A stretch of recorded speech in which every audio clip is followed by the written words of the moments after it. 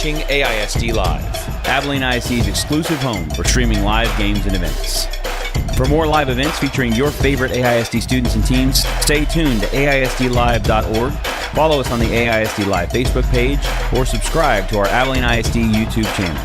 Visit the AISD Live website for sponsorship opportunity information. Enjoy the game.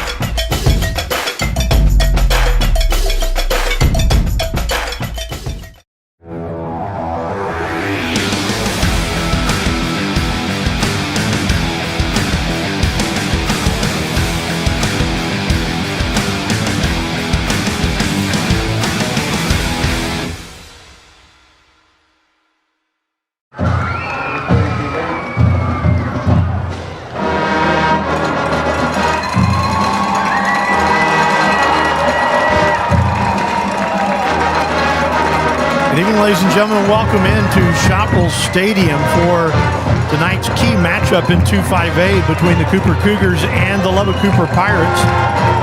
Jimmy Pogue along with Rick Kaysen, and Rick, the loser, cannot use the name Cooper for a week. That's true. That's true. We've been in town for a month now.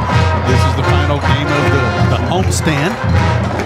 So we are ready to take on, see who is the better Cooper. Lubbock Cooper comes into town with a 4-2 record. They're 1-1 in district, 2-1 in district play. Or 1-1 in district play. Cooper comes in 3-3 with a 1-1 record in district play. This is a huge week as the district season, seems like we just started, begins to the wind down process. And in the playoff race, you really need this game. Well, I started to say, you look at this one, the Cougars coming in 1-1, as is Lubbock Cooper, because the first week of the season, a lot of things got messed up. Cooper knocked Memorial down in the first week. Lubbock Cooper got thrashed by Plainview in the first week. Then last week, Wiley defeats Cooper in a battle of the unbeatens, and Paladuro comes out and thumps Memorial. Memorial and Legacy really are probably out of the race. Yeah. I mean, even at just 0-2. However, now then you've got 5 teams playing for 4 spots. You've got Plainview and Paladuro sitting above you right now, neither team with a loss. And the thing that becomes so very apparent is the fact that the Cougars have to go on the road for those 2 games. Yeah, that's going to be a huge battle. Next week, the Cougars travel to Plainview to take on the Bulldogs in what will be a tough place to play, Greg Sherwood Memorial Stadium in Plainview. And then in 3 weeks, the Cougars make the Thursday trip to Amarillo to take on Paladuro to wrap up the regular season. You really want to have your playoff position or playoff ticket checked before you go to Amarillo for that. Yeah, and they've got to start with that tonight. And if you look at it for the Pirates, Ryan Rodriguez comes back to the fray. He missed last week, and then he missed about half of that Plainview game with a concussion. He likes to get the ball out of his hand really quickly. He's got some really good receivers. Cade Gant has 38 catches on the year. Noah Carter has 30. The Cougars have got to slow Ryan Rodriguez down. That means that you've got to get some pressure on him from that front 7 that last week we saw Wiley hold up pretty well. Yeah, Wiley really put on a double, triple team all night long on Dyson Davis, and that negated the Cougar pass rush. Tonight, they've got to get some pressure from Israel Maswema and Isaac Maswema up front to put some pressure. If they're going to double and triple team Dyson, somebody else is open to get in and put pressure on the quarterback. Lubbock Cooper's going to go over the top early and often because the Cougar secondary has been suspect in that area so far this season. So they're going to be trying to attack deep. And then you've got Shemaine Johnson in the backfield, lightning fast back. Well, the thing for the Cougars that they have to do, they have to stop big plays. Yes. They gave up 3 last week that absolutely just crushed them. They have been giving up some big plays. The defense has played well, except in that big play category. Yeah, I mean, that was tough. I mean, Wiley last week gets the ball. Cougars have pressure on Jaden Carlson, and he just heaves it as far as he can, and Blaze Ruffin runs under it for an 80-yard touchdown pass. And then on 3rd and 17, again, he hits Ruffin on the slant, picks up the first down. They go down to score again. You've got to stop those plays. Yeah. Force them to punt when it's 4th down.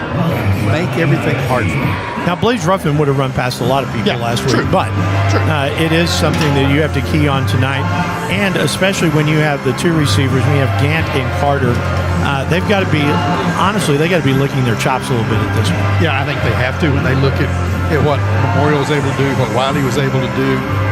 They've got to be licking their chops. A lot of their passing game, though, is short stuff to the sidelines, just trying possession and make people miss tackles, but I expect them to go over the top. Meanwhile, when Cooper defeated Memorial in week 1, they were able to keep Joe Castles off the field. That was huge. I think you have to do that tonight. I think Cooper has got to, or the Cougars have to be ready to run the ball and be able to move the sticks. They have to have the long drives again, because, again, you don't want Rodriguez to have much time at all. You've got to shorten this game. Yeah, in 4 out of the 6 Cougars games they've had so far, they've rushed for over 300 yards in 4 of those 6. That's the formula for them. Continue to rush the ball. But I really look for Lubbock Cooper to pack the box, maybe play man coverage on the receivers, and try and force Jaden Carrillo to beat him passing the ball tonight. We got 24 minutes till the kickoff. You're with us here on our Quad C Heating and Cooling pregame show. Stay cozy in the winter and cool in the summer with Quad C Heating and Cooling. Quad C Heating and Cooling delivers fast service, expert repairs, and full installations. Don't wait. Call Quad C Heating and Cooling today at 325-480-1404. We're back with a Quad C Heating and Cooling pregame show right after this on AISD Live. Lisa Diaz, escorted by Vanessa Tiarina, Veda, Timothy Butler, and Tiffany Escalona Sr., Baby, Rizalde, and Veronica Logan. So it should be the third one. Yeah. They're all on. Gavin Insall,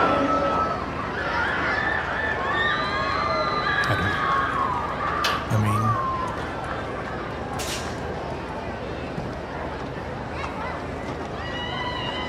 Tara Ernest, escorted by Rachel and James Ernest.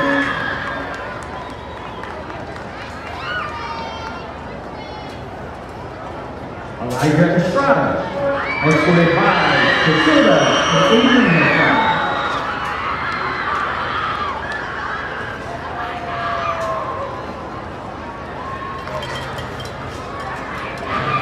Peyton Ewing, escorted by Angela and Gregory Ewing.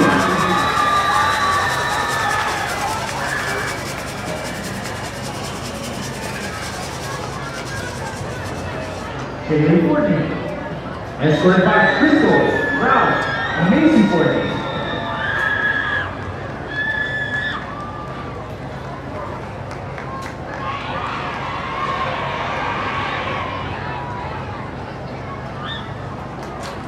Jaden Galindo, escorted by Casey Galindo and Sabrina Hennington.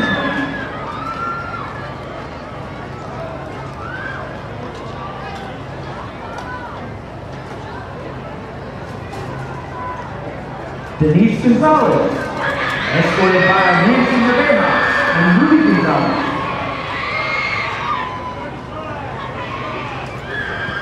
back here at Shotwell Stadium, Jimmy Pogue, Rick Kaysen, as we are in our Quad C Heating and Cooling pregame show here tonight. They are introducing the senior band members, and we're having people run through the tunnel, do all the things tonight, Rick. There's always something going on.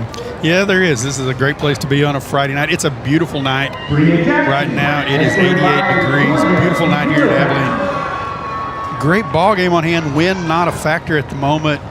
These two teams are going to really battle tonight. Last year, I thought in the game at Lubbock Cooper, the Cougars were really outmanned from the outset in that ball game and never could get into the game. Lubbock Cooper took command early and often, and they wouldn't allow the Cougars to even think about being in the ball game. I think tonight is a different ball game for the Cougars. I think this team has a chance to come out and really take control early in this one. Well, and you have to. I mean, we cannot stress enough how important this ball game is, because this also, the Cougars have been too Azle and too Wiley so far. Two of the next three are on the road, starting next week in Plainview. Then you come home to get Legacy. Then you're off. Then you go to Paladuro on a Thursday night. That's difficult. And we need someone to come down towards us a little bit. This is going to be a difficult path to either host a playoff game or to get to El Paso because of the 5 teams. Yeah, I think we're looking at some really great football games the next 3 or 4 weeks for the Cougars. Should be a lot of fun. Of course, we've got Legacy coming in here in 2 weeks. Then the Cougars are off on Halloween and then travel November the 8th to take on Paladuro in Amarillo. On what we're already going to call a cold night. I would agree with that. Just going to tell you that. Well, the realization this year is that Memorial could potentially miss out on the playoffs, and that's a team that everybody had penciled in. You know, they came in as the 10th ranked team in the state of Texas when Cooper defeated them, and then they lost big last week to PD. Yeah, I think Joe Castle was injured last week from the game with Cooper. I don't know how healthy he was in that, but they were dominated, unlike we've seen anybody dominate them in their 2 years of existence as Memorial, but also you go back to the years as Ryder when the major part of that team is from Ryder. Ariana Norman. They've got to get up off the floor. They've got tonight off, then they get Wiley next week. That's going to be an interesting ball game next week. The sixth meeting between the Cougars and the Pirates. Let me try again. The Cougars are 3-2 all-time against the Pirates. It's an intense, but it's been a really sporadic rivalry. The second time they've been in the same district. They were in the same district. We went away, and then we're back. And so now, the first time the two teams played was in 2014, Todd Mavis's first year. Cougs won 52-42. Then they lost 28-20 in 2015. They won 26-13 in 2016. Then the big win in 2017, 52-14. But then got beat up pretty good last year, 49-17. In those previous 5 meetings, only 21 points have separated the two teams. Cougars have the advantage at 167-146. You know, I think these two programs are a lot alike. They're quality programs, class people running the programs. They do what they do it right, and they're not flashy about it, but they're good. And I think you see a lot of similarities between the coaching staffs and everything else. I know Coach Roan's got a great relationship with Chip Darden from Lubbock Cooper. Yeah, Darden is a really good guy, and he's run his program right. He's kind of the same way. Right now, Lubbock Cooper has split. Out in Woodrow, they have split a little bit. And so now then there is a second high school coming in there. Lubbock Cooper Liberty. And this is their second year of varsity football. And it'll be interesting to see where Liberty ends up in realignment. Yeah, realignment is going to really – there's a lot of ingredients to the recipe of realignment for this district. You've got you've got Lubbock Liberty. You've got Friendship with their new high school. You've got Coronados, everyone says, is coming down. What's going to happen with that group? And then you've got Paladuro up in Amarillo, which I've said every week. I don't know why Amarillo doesn't petition for Paladuro to play up with the rest of their teams, and then they don't have a long trip to Abilene except to play Abilene High, if that happens. So realignment's going to be interesting. Yeah, and those numbers come in, I believe, next week. Okay. I think that's the snapshot number. One of the things we were talking about when we were looking at Lubbock Cooper in this, Ryan Rodriguez, I want to stress this. There's a guy whose records are being shattered by Rodriguez right now. A guy, everybody's going to remember the name. He's broken the all-time touchdown pass record that was held for 10 years by Jared Dogie. Yep. Yeah, I mean, what a phenomenon he was, and brother Seth, too, played there. Yeah, Ryan Rodriguez is a good quarterback. He's quick. He's got a strong arm. Not a really big kid, but he runs the ball well, runs their offense to perfection. It'll be interesting to see if he's timid tonight. Yeah, it will. I mean, because if you saw the game against Plainview, he got ripped when he got knocked out of the game. And so you got to wonder tonight, how is he going to stand in the first time that he's getting major pressure? Yeah, first time Dyson Davis bears down on him. You look at Lubbock Cooper, where they went to Plainview thinking they were going to roll through Plainview, and Plainview not only beat them, they took it to them. They kind of made a run at Plainview during the game, and Plainview just put the foot back on the gas, pulled away to beat them 37-22. So Plainview maxed out positive points on Lubbock Cooper in that game. So in a playoff situation, that will be huge. One of the things that Aaron Roan stressed to us this week as we talked to him was the need for the Cougars to play clean. Last week, on top of losing the ball game, there were a lot of penalties that went against the Cougars. Yeah, and you can't have big penalties on big plays. And that's the thing that got on last week. You'd have a big play, turn around, and there's a flag, brings the play back, and not only are you lose the big play, but you lose the yardage too, and then you're trying to overcome yourself. And that's just a battle that's hard to overcome. Yeah, and for the Cougars, not only do you have to play clean, we talked about the fact you got to keep your offense on the field in this ballgame because the Pirates like to score quickly. I was looking at your stats, and the amount of times that they score bang bang is frightening. So you've got to be able to keep that team off the field. Yeah, you've got to keep them on the sidelines, which I think, as we said earlier, the recipe for the Cougars is to run the ball. But I think you're also going to have to throw for more than 83 yards tonight. I think you're going to have to almost be 50-50 in the yardage category. to keep them off the field. You've got to keep their defense off balance. I thought last week, Jaden Carrillo, I thought he pulled the ball. I know that we run a lot of the RPO game and trying to advance the ball, but I really thought last week that the first instinct a lot of the time was to pull the ball.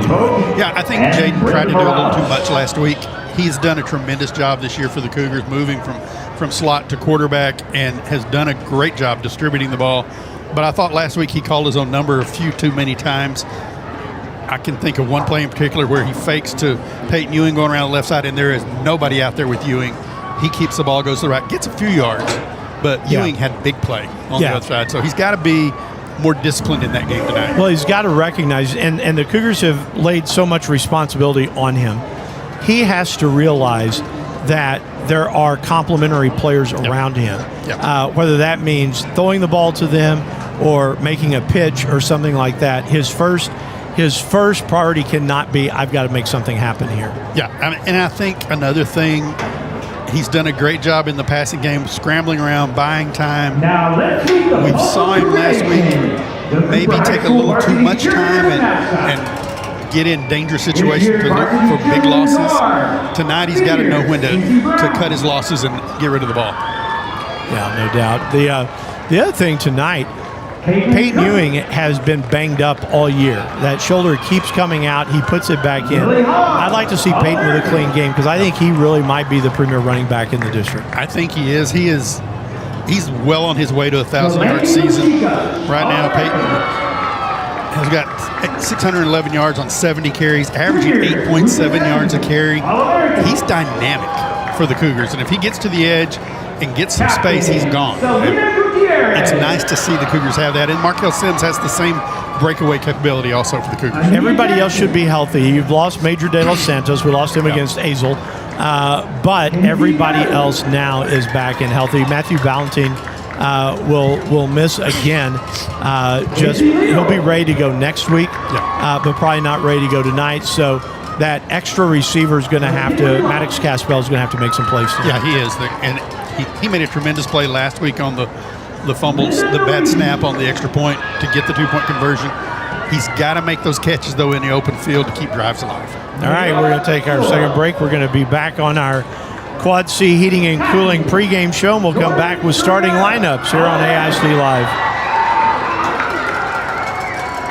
Pete Wilson. Sophomore, Jaden Hatley.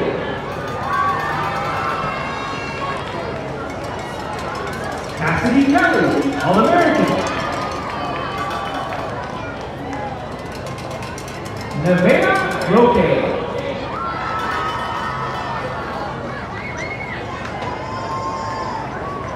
This year's mascot is Scarlet, sophomore, cheerleader of the week, Jordan Reyes, All-American. The manager, senior, Ella Alvarez. The varsity cheerleaders and mascot are coached by Brianna Powell and assisted by Delaney Eve. Sponsors for the Cooper cheerleaders and mascots are Golden Chick, Papa John's, Avenue Teachers Federal Credit Union, Burt Law Firm, Kerrigan Construction, Chicken Express, Graves Avenue, IER Avenue. Back here on our Quad C Heating and Cooling pregame show, Jimmy Pogue, Rick Kaysen, glad you're with us here tonight. It's time to take a look at the starting lineup. First for the Pirate offense, here's Rick. All right, let's take a look at the offensive line for the Pirates. They're a big, strong group. Starting at center will be number 55, Peyton Duncan. He's 6 foot, 215 pounds, and a senior. Left guard is number 60, Wyatt Scaife, 6 foot, 230 pound junior. Right guard number 65, Bobby Blash, 6'1", 245 pound senior. Those are the smaller guys. Now come the big guys. Left tackle is number 74, John Ryder Hatton. He's 6'3", 270 pounds, and a senior. And then the really big guy, right tackle, number 79, Blaze Douglas, 6'4", 300 pounds, and a senior. Their quarterback, who said number 14, Ryan Rodriguez, 6 foot, 200 pounds senior. He's completed 82 with 2 interceptions for 1,146 yards and 11 touchdowns on the season. Starting running back will be number 2, Shemaine Johnson Jr. He's a 6 foot, 170 pound senior. Their receiving core, wide receivers, number 1, Noah Clark, 5'11", 170-pound sophomore. Number 11, Cade Gant, he's a 6 foot, 180-pound senior. And number 12, Reed Waters, a 5'11", 155-pound senior. The tight end is number 7, Wyatt Hare, he's 6'3", and 190 pounds, and a senior. For the Cougars on defense, they will look like this. On the noses, Israel Masawema, number 90, 230-pound senior. On the ends, Isaac Masawema, 16, 180-pound senior. And then on the strong side, Dyson Davis, the all-everything end, at number 21, 245 and a senior. The drop-in for the Cougs, Jamarian Dunson, dot, 180 and a junior. Linebacking core on the strong side, Lafayette Bati is number 22, 175 and a sophomore. Bo Burns in the middle, 200-pound junior, wears number 44. Cannon Adams on the weak side, number 40, 190 and a senior. Cannon had a really big game last week. The corners, Demarion Murray, man, number 8, 160 and a junior, along with Chris Sear, number 12, 165 and a senior. The safeties, Kamari Titus, number 1, 160 and a senior. Jacob Bynum, number 5, 175 and a senior. Rick, someone in that backside has to take charge tonight. Yeah, somebody's got to take charge and really stop the deep ball. And if you stop it a couple of times, they're going to quit throwing it. And you've got to put pressure on Ryan Rodriguez. If you can hit him, and that goes back to the Masawema boys, if they can get to him, because you know Dyson Davis is going to be double and triple team. If you can hit him, make him get rid of the ball quicker than he wants to, they're going to have to change their game plan. Let's take a look at the Pirates defense. They will run a 4-2-5 defense, starting on defensive ends, number 5, Patrick Garcia. He's 6'1", 240 pounds and a senior. The other defensive ends, number 15, Jackson Turnbow, 6'2", 240 pounds and a senior. Their defensive tackles, number 90, Jashawn Davis, 6 foot, 230-pound sophomore, and their nose guard, number 51, Sione Vea, 6 foot, 260-pound senior. He had a fumble recovery for a touchdown last week. Linebacking core, number 6, Cale Kirk, a 5'11", 200-pound senior, and number 16, Broderick Everett, a 5'11", 190-pound junior. On the corners, number 3, Darius Butler, 5'9", 150-pound senior, and number 22, Josiah Davis, a 5'11", 155-pound senior. Their safeties, number 4, Blake Moore, a 6 foot, 180-pound junior. Number 35, Rodney Edwards, a 6 foot, 1 inch, 185-pound senior. And number 21, Kobe Jimenez, a 5'10", 175-pound senior. For the Cougars on offense, it's going to look like this. Smiley Martinez, your center, number 78, 260 and a junior. The guards on the left side, 75, Caden Bryan, Big K, 320 and a senior, returning starter. On the right side, 62, Jaden Flores, 270, a senior, he too a returner. The left tackle is number 64, Isaiah Kanya-Batabo, 250 and a senior. And on the right side is Marcus Andrade, 68, 260 and a senior. He is the third returning starter on that right side. Quarterback is Jaden Carrillo, number 3. He is a 170-pound senior. Peyton Ewing will get the start in the backfield with him, number 25, 185 and a senior. The receiving core is number 2, Zaylon Johnson, 185-pound sophomore. Number 7, Tavius Collier, 165 and a junior.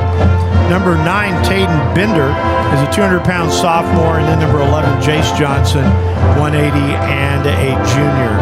We want to say thank you to our pregame sponsor again, to Quad C Heating and Cooling. They deliver fast service, expert repairs, and full installations. Don't wait. Call Quad C Heating and Cooling today, 325-480-1404. We take our final timeout. We'll be back ready for the national anthem after this on AISD Live.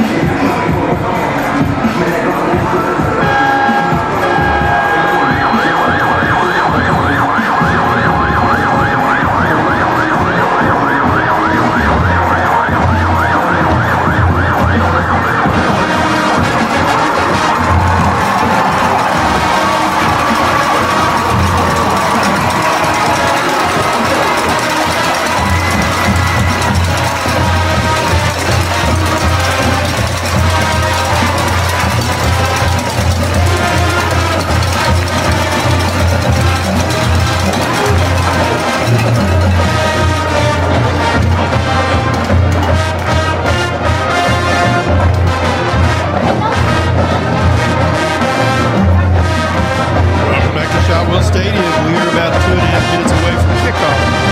They made their way onto the field. We want to thank our student broadcast crew tonight. Let me introduce them. Gabriel Enriquez, Ethan Hutzel, Nevaeh McDonald, Serenity Pollock, Matthew Pelletier, Right Jared there. Rice, Gage Anzetta, and our ASD Live student interns, Malia Hawkins, Caden Kelton, and Justice Torres. They do a great job. We're glad to have them tonight for this broadcast. Teams are all out in the field. We wait for the presentation of colors. Lubbock Cooper in the solid white, trimmed out with the red helmets and the black trim. The Cougars in the red tops, the white pants, and the blue helmets. Like I say, we wait for the beginning and the national anthem. When the colors come out, we'll send it back down on the field. But Rick, we're sitting here looking at the fact this will be the sixth meeting. Cougs leading all-time 3-2. 18 consecutive playoff appearances on the line for the Cougars. Yeah, I mean, nobody on this team has been alive when the Cougars haven't made the playoffs. That's quite a legacy to live up to, you know, and it's all within their grasp. Yeah, well, and I was going to say, and they're going to have to bear down tonight. Yeah, you got to bear down it. You don't lose the opportunity at the playoffs with a loss tonight, but it makes your route there a lot more clear if you can win this one tonight. For the presentation of colors by the Cooper High School, Texas. Presentation of the colors by the Texas 794 Junior ROTC as they are coming out onto the field. Color guard is under the command of Cadet Lieutenant Alondra Nunez. The Texas flag you look down on the field, and it's just kind of interesting to see as they get ready and to line up. The anticipation that these guys have. They had a bad taste in their mouth. I saw a long class this week. A bad taste was left in their mouth last Friday against Wiley. So we'll see if they can. And they had kind of a bad day of practice on Monday, and they kind of flipped the script the rest of the week. So we'll see how it all works. We are ready for the start, but first the national anthem. We'll send it down on the field here on AISD Live. Observe a moment of silence, giving you the opportunity to pause and reflect on the safety of all players, spirit squads, and officials for tonight's game. We also ask you to be mindful of members of our Cougar family who made the ultimate sacrifice in the service to our country as members of the armed forces or first responders. We are honoring their sacrifice by dedicating a section of the bleachers to their memory. Gone, but not forgotten. And now to honor America, our national anthem performed by the awesome Cougar Band.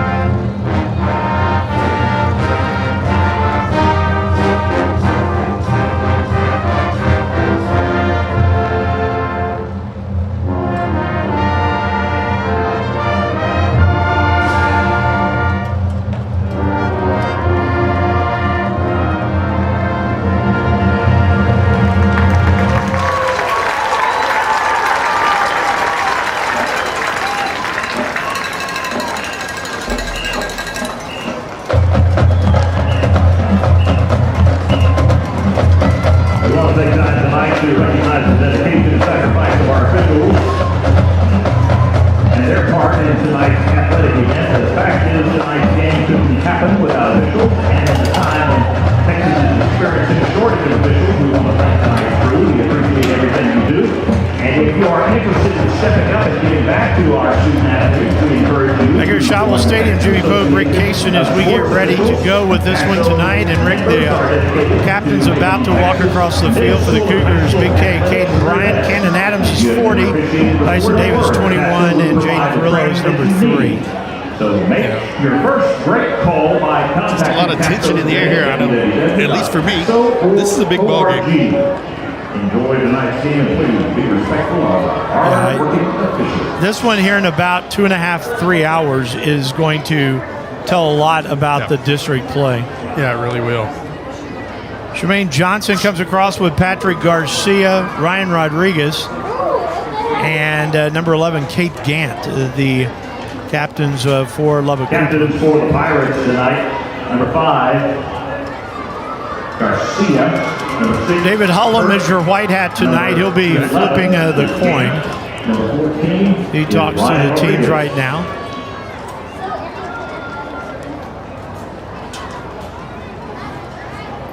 For the Cougars, number 75 is Caden Bryan.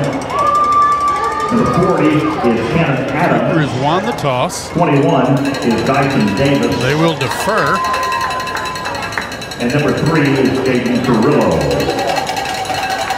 Lubbock Cooper will receive on the north end of the stadium.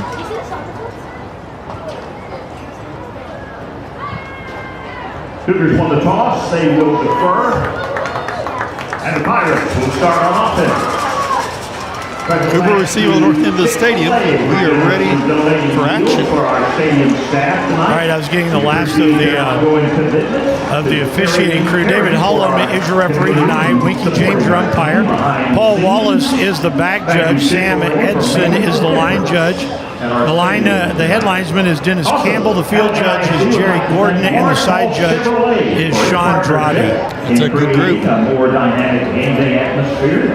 So we get ready tonight. We should see Noah Clark and Kate Gant go deep for Lubbock Cooper.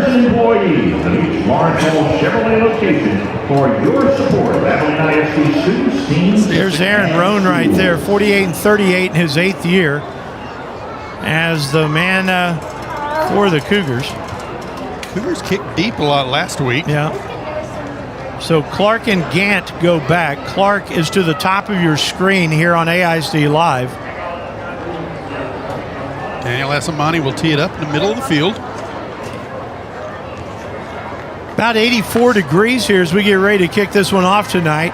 Really a nice night. Not a lot of wind, so that's not really a factor in this. Stands all covered in shade now, comfortable for the fans. Asamani approaches and we're underway. It's a short kick. It's going to come down at the 25-yard line and it's returnable to about the 30 is going to be Adriel Cervantes. And that's where Lubbock Cooper will have the football 1st and 10.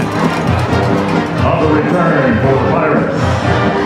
Number 80. Mark him at the 31. So 31-yard line for the Pirates.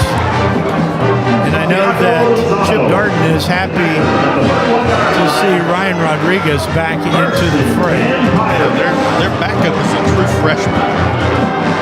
Jermaine Johnson is in the backfield with Rodriguez on 1st down. And he takes a snap. He's going to throw quickly on 1st down to Noah Carter. Carter's going to be swamped at about the 32. Gain of about a yard. He'll bring up 2nd and 9. Good job on the edge there by the Cougs. Good pursuit by the Cougars to make the tackle. Not giving Clark time to get out. They liked that perimeter passing game, and it was Lafette Bati that made the stop for the Cougs. And it's 2nd down and 9, just underway here from Shotwell Stadium. Rodriguez again with Johnson in the backfield. And it's going to be Rodriguez with the keeper, and he's going to have a couple to the 33. And it's going to bring up 3rd down and long. 3rd and 8 now for the Pirates. I tell you what, you come off 2 games of concussion. I don't know how much you want to be running the football. Yeah, a little surprised at that. So 3rd down and 8 from the 33. They need the 41 for a first down. Rodriguez keeps Johnson in the backfield with him. The formation is tight, ball in the middle of the field. On 3rd down, snap is back. Rodriguez under some pressure, and he's going to go down back at the 25-yard line. Boy, a nice job there by the Cougs on the sack, and it will bring up 4th down. Mark him back to the 27. Well, Rodriguez dropped back to pass, and it was just a blitz right there, and it's Dot coming in. It'll get credit for the tackle, and also Israel Masawema right there with him. Noah Clark will go deep to punt for the Pirates. Cougars have Chris Asir deep, stands at the 40-yard line. Snap is back. That rugby-style kick is high, it's short. Fair catch is being called for, made at the 46-yard line. So the Cougars will have the football 1st and 10, and it was actually Tavius Collier with the fair catch. 10-11 to play in the first quarter, scoreless ball game. Cougs hold Lubbock Cooper to a 3-and-out, and now then we will see Jaden Carrillo in the game come in. Both running backs on 1st down. He's got both Markel Sims and Peyton Ewing in the backfield with him. Cougars with great field position to start the ball game. They both go to the right side of Jaden on 1st down. Sims goes in motion. He's going to take the pass. It's actually a run. The ball was a lateral. Markel Sims gets back to the line of scrimmage. May have lost a yard. Back to the 46. It'll bring up 2nd and 11. Slow developing right there. Yeah, too slow developing that time. Lateral caught by number 20. 2nd down. Zaylen Johnson in the green shoes is here. To the bottom of the screen, Maddox Caspel checks in, and also Tavius Collier all to the left side. Markel Sims checks out of the ballgame. Chase Johnson is out wide to the right on 2nd and 11. Carrillo empties the backfield, takes the snap, throws. He's got Collier. Collier's first catch of the night, a spin move. He gets to midfield. Bring up 3rd down and 7. Cougars work from right on top of midfield on the left hash.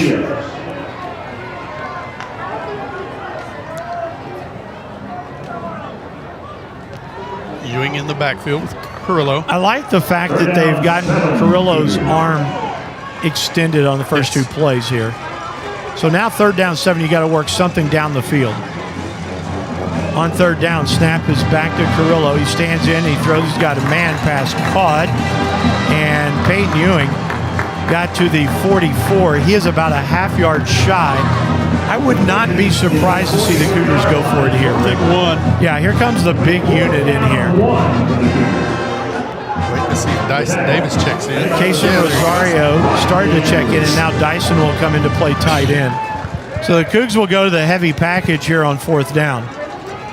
4th down, less than a yard. Play clock at the 8:20 mark is down to 15 seconds as the Cougars break the huddle from the left hash. They need a half yard. Carrillo has both running backs in the backfield with him on 4th down. Snap, and there is a whistle and a flag. Lubbock Cooper jumped. I don't know. I think they stopped the play on a false start, though. Part of the snap. It is a false start. It's going to take the Cougars back to the 49. That may change the play call here. Cougs are still going to go for it. They leave the offense on the field, just not the heavy package. Move the ball back to the 49-yard line of Lubbock Cooper. So from the 49, Chase Johnson goes out wide to the right side. Collier goes into the right slot. Ball in the left hash. Carrillo could quick kick this out of this formation. Yeah, he steps back. That's what he's going to do here. Takes the snap and he punts it away. It's a line drive. It's going to bounce inside the 10. It's going to roll into the end zone for a touchback. So 2 teams exchange punts here in the first 4 minutes. Scoreless ball game, and Lubbock Cooper will have the football 1st and 10 at the 20-yard line. Good punt by Carrillo. Going from that formation forces Lubbock Cooper to not put anybody back for a return. It'll be 1st and 10 from their 20. Rillo hit that. It just spiraled on him, and so the ball, when it kind of turned over, had that top spin. First down, Pirates at the 20-yard line. 7:55 first quarter of a scoreless ball game. Rodriguez out of the pistol on first down is going to hand it off to Shemaine Johnson. And Johnson has a couple to the 22.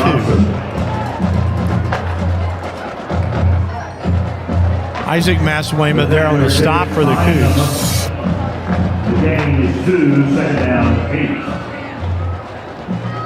8. Second down. Also Jacob Bynum stepping in from his safety spot. Second down, 8, Rodriguez.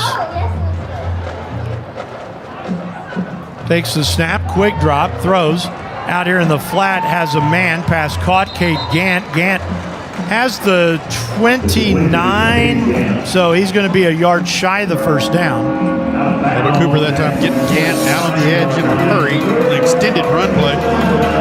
Jimmy's score from Wichita Falls. Plainview has just tied up Legacy 7-7 in the first quarter. All right, sir. So third down and 1 for the Pirates. You would assume you would see Shemaine Johnson here. Out of the pistol, Jathan Garraway is the pistol back. Third down, the handoff goes to Johnson. And Shemaine Johnson has the first down across the 30 to the 31. Johnson that time just got to the line and fell forward, picks up the yard, or 2 yards for the first down. Initial first down of the ball game for either team. Bo Byrne had the stop, but Shemaine Johnson's got his shoulder pads under. First down for the Pirates. They will send Noah Carter out wide to the left. Rodriguez again out of that pistol set. And we got a whistle, and Pirates want a timeout. They'll burn their first one, 6:44 to play. In the first quarter, we'll take it alongside scoreless here on AISD Live.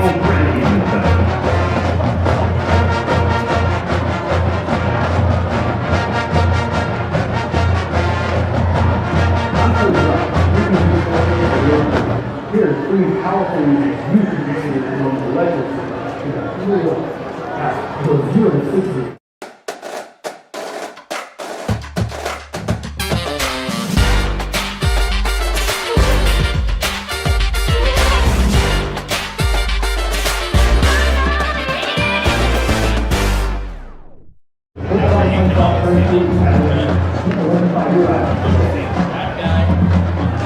6:44 to play, first quarter, scoreless ball game.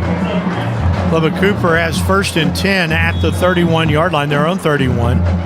Split set in the backfield behind Rodriguez on first down. He's going to hand it off to Shemaine Johnson. Johnson has good yardage out to about the 38-yard line. Gain of 7 will bring up second and 3. Good play that time. Johnson just hit the edge. Shemaine's a load to bring down. He is a load. He's got great speed. I mean, he had leverage on Bynum there and just sent Jacob Bynum back about 3 yards. Second and 3 now for the Pirates. I believe it's Travis Esparza lined up in the backfield to be the lead blocker. So on second down, Rodriguez takes the snap. He's going to pass on second down, throws on the post, and this one's incomplete. He had a man. He had Cade Gant open, but he overthrew him just a little bit. And a good hit on the back end of that. Good coverage back there. Who was that? Chris is here. So third down. Third and 3 for the Pirates. That was a strange looking play.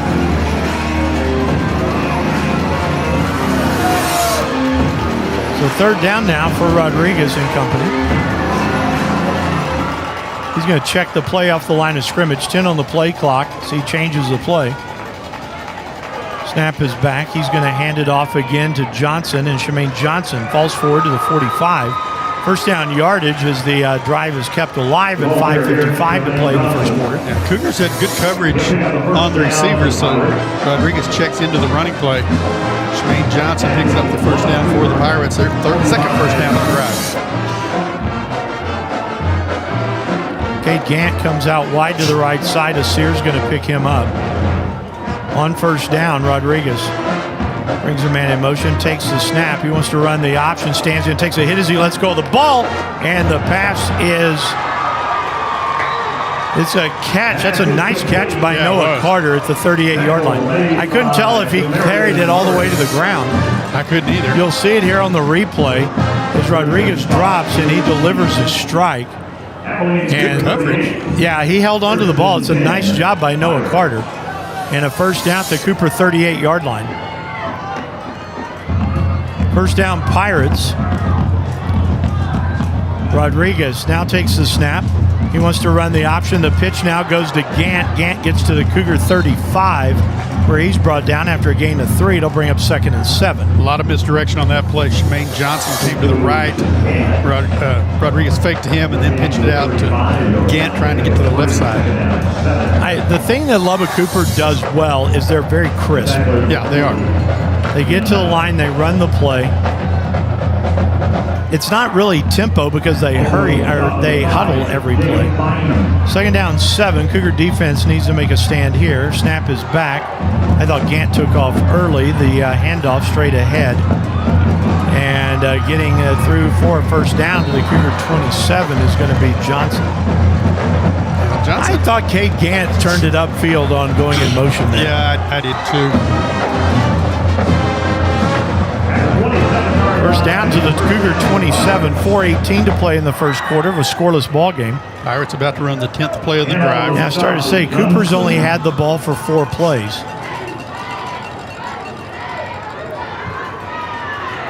First down for the Pirates. Rodriguez with Johnson in the backfield. Takes the snap. Hands it off to Johnson. Johnson has a hole.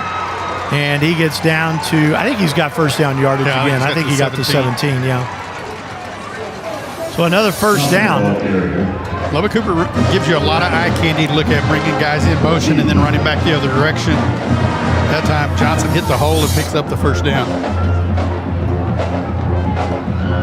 11th play of the drive coming up. Here with 3:35 to play in the first. Johnson's in the backfield again with Rodriguez. One receiver into the boundary, one is into a slot almost right. Snap comes back, Rodriguez trying to get to the edge, looks and throws, and is too hard. Incomplete, bring up 2nd down. That was intended for Noah Carter, but he threw him a fastball. Yeah, he did throw a fastball on that one. Clark really didn't have any room to catch the ball anyway. Good coverage out there by Chris Asir. 2nd and 10 now for the Pirates.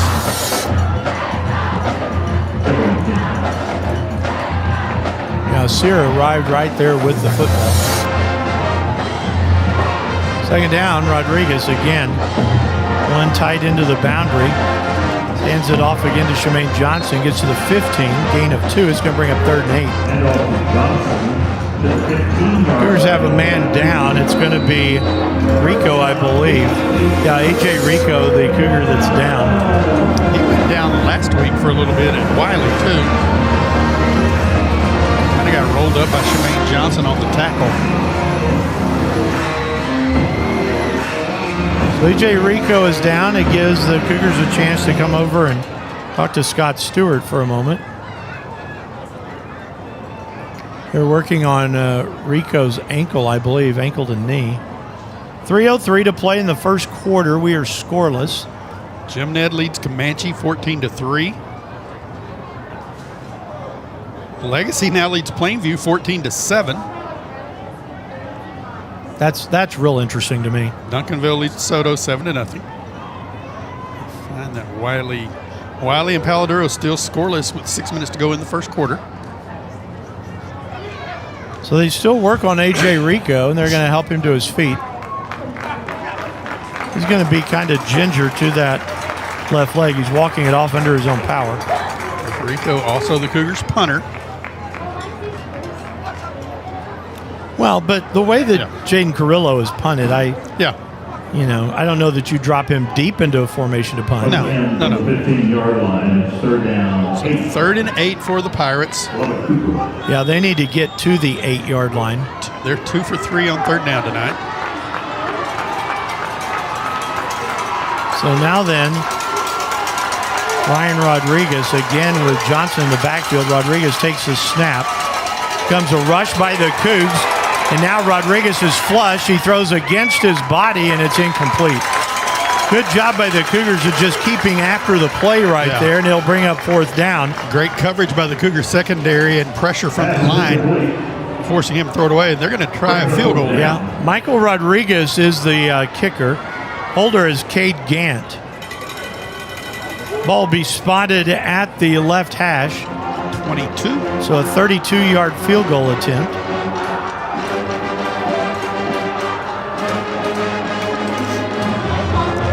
Cooper runs on an extra player.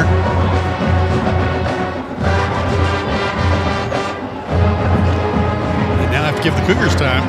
Yeah, I started to say that was a kick is up and the kick is good. So a 32-yard field goal. I started to say Cooper could have made him run out the clock right there. 2:38 to play in the first quarter. First score of the ball game is Lubbock Cougars 3-0. They lead the Cougars here on AISD Live.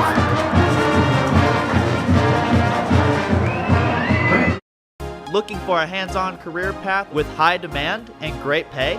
The welding program at The Lift gives students real-world skills that lead to real opportunities. Whether it's gates or flatbeds, handrails or heavy equipment, if it's metal, you can weld it too. With great instruction, you can master all 4 major welding processes. So get ready to build a career with endless possibilities and join the welding program at The Lift. It isn't just a trade, it's your future. Michael Rodriguez has a 32-yard field goal as the Pirates go 65 yards on 14 plays in 5 minutes 17 seconds to take a 3-0 lead.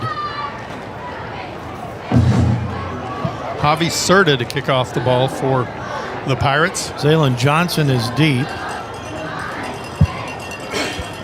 Along with, is it Collier? If that's Collier or a Sear.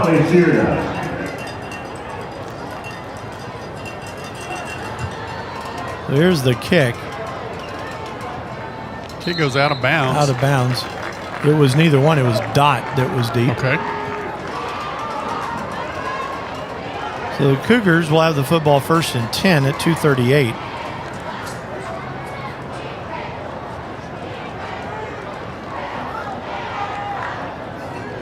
With the penalty.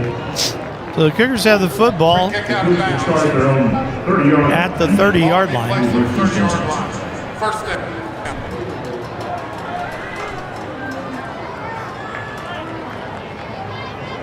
Peyton Ewing starts in the backfield with Jaden Carrillo. Carrillo will send trips left, single receiver Chase Johnson to the right. Now they empty the backfield on 1st down. A quick pass out to Ewing. And Peyton Ewing is tackled at the line of scrimmage. Cougars have yet to have a running, well, they had the backwards pass. Yeah, true. But yet to hand off to Ewing. And Lubbock Cooper gave up some big runs to Legacy last week around the edges out of the backfield. Zaylen comes to the left. Jace goes to the right. So Johnson and Johnson on the outside edges for the Cougs. Collier's into the slot. Double running backs here. Snap comes back. Carrillo going to throw. He's got Zaylen Johnson at the 41. Cougars have a 1st down. Nice little pitch and catch right there. Cougars are really, they figured that Lubbock Cooper was really going to fill the box trying to stop the running game, and so they're trying to pull them out of it just a little bit.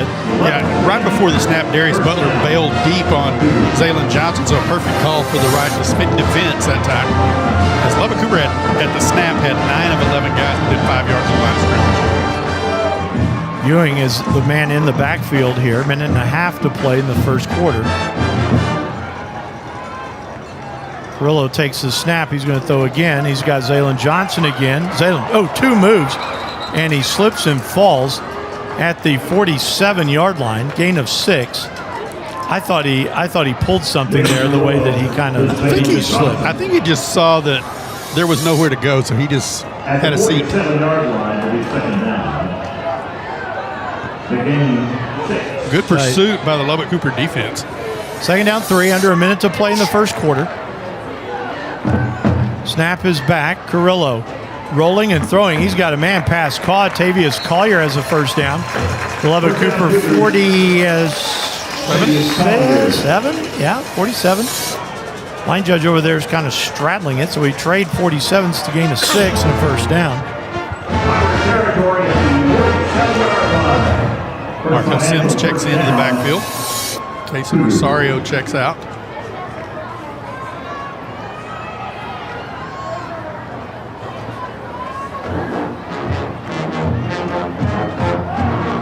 So first down. Carrillo. Play clock down to 4. Takes the snap. Hands it off. Here comes Peyton Ewing. 40, 35, 30. Peyton Ewing's going to be knocked out of bounds at about the 28-yard line, but it's a big gain of 19 on the play. Great job by Peyton Ewing. Got in there, got the opening, and then took off to the edge. Picks up 19 for the Cougars' first down. Cougars will go to a little tempo here on 1st and 10 with 41 seconds to play in the quarter. Carrillo takes the snap. It's Ewing again. Gets to the outside. 25, 20, 15, 10. And Peyton Ewing is knocked out of bounds. Is that Ewing or Sims? I thought it was Sims. Looking to see here. Yeah, it is Sims. You're right. Markel Sims. To the yard line. He is right on top of the 10. So a gain of 18 for Markel. Dyson Davis checks into the lineup. 7th play of the drive coming up for the Cougars. 34 seconds remaining in the quarter.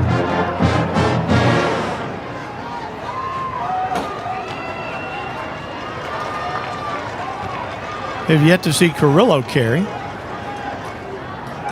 Snap is back. Handoff right through the gut. Yes! Peyton Ewing. Whoa, he went right through the gut on that one. He sure did. Great job of the offensive line, giving him a hole to run through. Peyton Ewing knows what to do, has a nose for the goal line, sprints into the end zone untouched. Cougars take the lead 6-3 over the Lubbock Cooper Pirates. Daniel Asamani comes on for the extra point. Maddox Dispel will have the hold. Asamani, the left footer. Snap is down, the kick is up, and the kick is good. 30 seconds to play in the first quarter. Cougars lead the Pirates 7-3 here on AISD Live.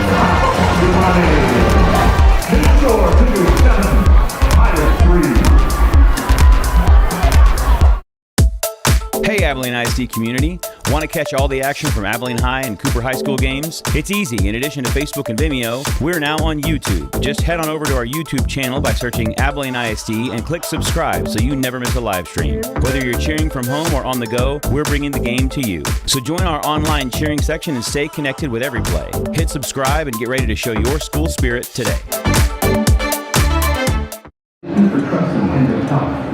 Cougars go 7 plays, 75 yards in 2 minutes and 8 seconds. Peyton Ewing, a 10-yard run. Daniel Asamani has given the Cougars a 7-3 lead with 30 seconds to go here in the first quarter. Kate Gant and Noah Clark deep for the Pirates. Waiting the kickoff from Daniel Asamani.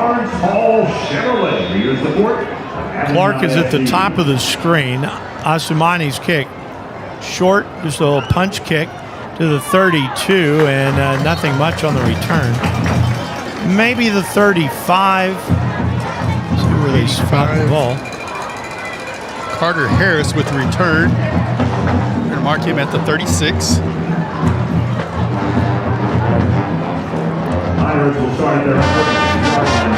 27 seconds remaining in the first quarter.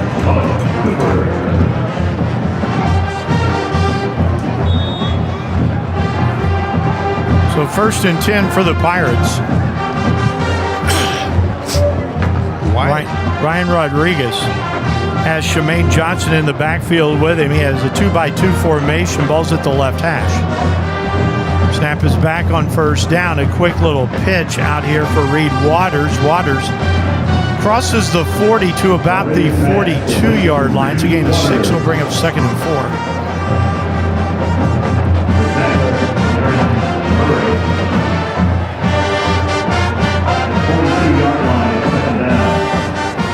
42-yard line, second down.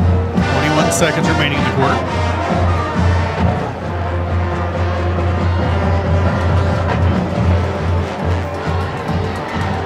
Rodriguez is going to keep it himself. Now he runs the option. And the ball was dropped. I started saying I think the Cougars fall on it. And they do. Cougars are on the fumble, and picking up the fumble is going to be Jacob Bynum. Watch this one again. It's almost like the ball came hot to him. I thought he dropped it and then pressure kept coming. Watch right here. Here comes the option, and the pitch just is kicked, actually. And Bynum is the one that falls on it. So the Cougars, with 14 seconds to play in the first quarter, have the first turnover of the ball game, and they're in Lubbock Cooper territory. I don't know what Chip Darden is asking about. Yeah, that was clearly a fumble. No doubter, yeah. So Bynum has the fumble recovery. The Cougars have the ball at the Pirate 42-yard line. With Bender and Ewing in the backfield. On first down, play action. Carrillo rolling right, rolling for his life, looking, throwing long, and the pass is incomplete. Well, Lubbock Cooper had a shot at that. It's a lot of talk back there by Josiah Davis on the back end. Tavius Collier almost came up with it. 2nd and 10 for the Cougars, 5 seconds remaining in the quarter. Jake Carrillo, 6 of 7 so far for 33 yards. Good pressure from Lubbock Cooper that time.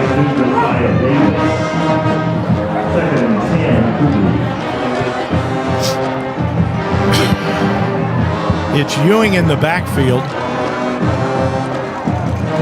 On second down, Maddox Caspel is into the left slot. It's to the wide side of the field, 2-by-2 formation for the Cougs.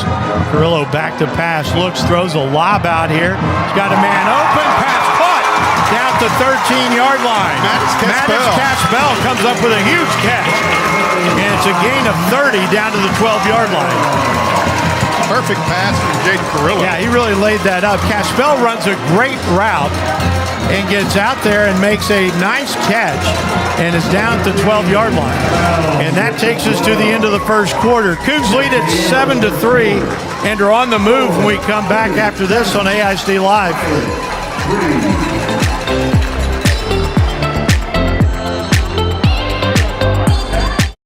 I'm Sandra, this is Jorge, and we were adopted in 2019. I remember when they first came to us, Michael was already a teenager. The whole cliche of they're so lucky to have you guys, and it's the other way around. They have changed our family for the better. They chose to love us. They didn't have to. They chose us. Family. Learn about adopting a teen from foster care.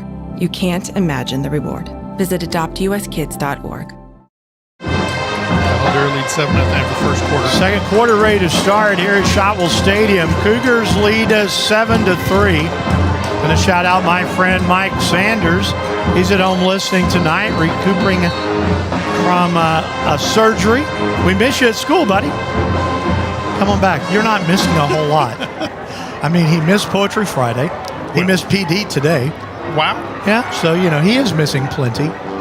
Jimmy in the panhandle at the end of the first quarter. Paladuro leads Wiley 7-0. And near the end of the first quarter, Legacy leads Plainview 14-7. Second quarter starting here. It is Ewing in the backfield on a 1st and 10 at the 12-yard line. Snap is back to Carrillo. Carrillo stands in the pocket. Pocket breaks down. Carrillo escapes one, running for his life, tries to get to the edge, looks, throws back to the end zone. The pass incomplete. Good job by Carrillo that time. Kept his eyes downfield. Yeah, he did. So I say how he got out of that one, I'm not sure, because I thought he was sacked. Tavius Collier was open in the back corner, but Carrillo didn't have time to set his feet and make an accurate throw.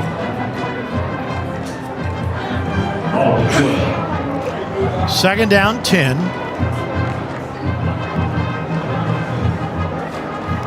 Last night, Abilene High got their district victory over Lubbock Coronado 35-6 in Lubbock. I was about to say that because Greg Knuckles walks in. They're calling with Chuck Stadler for Abilene High, and Greg, he's wearing red and blue tonight, brother. throw that one out there. Snap comes back.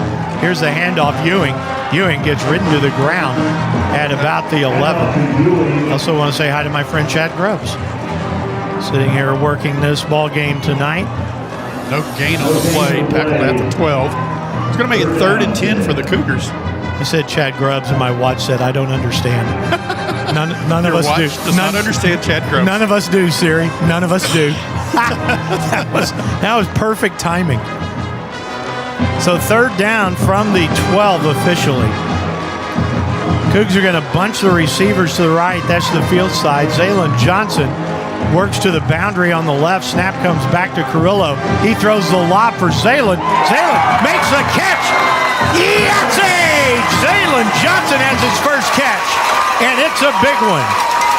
Second touchdown of the year for Zaylon. The Cougs lead at 13-7.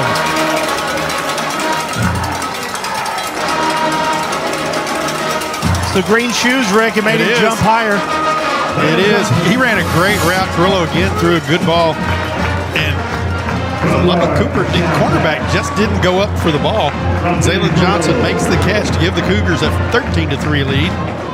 Asimani comes in for the extra point. Snap is down, kick is up, kick is good. 11:03 to play in the first half. Our score, Cougars 14, Pirates 3 here on AISD Live.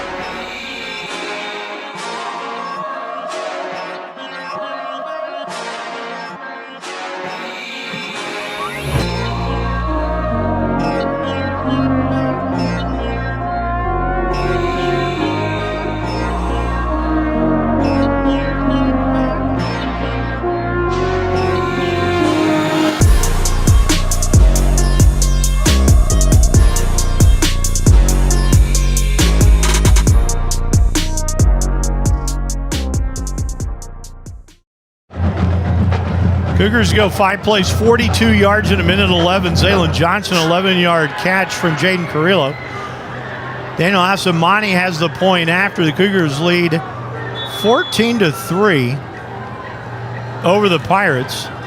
Kick is high and short again. This one's going to bounce. It's live. Cougars have it at the 23-yard line. Holy cow, how about that one? Coming down with a football is Zayden Saucedo. Braden Ferguson was there and didn't come make the catch. Lets it bounce, and the Cougars cover it. Look at Saucedo right there. He kept his foot. Well,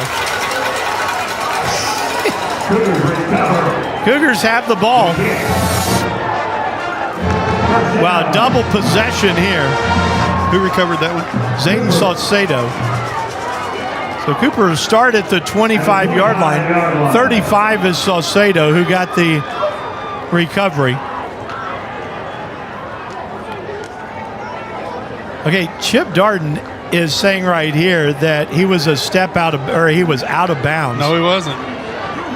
We had that clear. He was in bounds. No fair catch called. So now then, Carrillo. Cougars a chance to really blow the doors off this one early. Carrillo takes the snap, rolls left, looks, throws long, and the pass incomplete. A lot of entanglement there with Zaylon Johnson, but a lot of contact on that one. Pass is incomplete. Makes it 2nd and 10 for the Cougars. From the 25-yard line, say hi to my friend Ashley West listening in tonight. Cougars. I'm mathing. That's all I'm doing. You are mathing. Chad Grubbs, math is math. Amen. Amen. Cougars have thrown the ball. First thing I ever learned from Grubbs at Hardin Simmons, math is math. Cougars have thrown the ball 11 times, run the ball 5 times tonight so far. 2nd and 10 from the 25-yard line. Split backfield now with Carrillo. Play clock down to 5. He's got to hustle the play a little bit. Down to 2, takes the snap. Runs into everybody. Carrillo keeps 25. Tries to dodge a man. Gets down to the 20. And it's going to bring up a 3rd down. 2 down territory, I would think, Rick. Yeah, gain of 5 on the carry for Carrillo. We're going to see Donnie Wilkerson check into the game. Bender will check out. Good job by Carrillo to get out of the entanglement there, pick up 5 on the play. It's Ewing in the backfield with Carrillo on 3rd and 5. Ewing vacates the backfield. Carrillo stands in the pocket on the post. Has a man pass caught. Touchdown. Jace Johnson. Jace Johnson is as wide open as you can be. Wow, Jace Johnson now with his 4th touchdown of the year. Everybody named Johnson has scored in the game.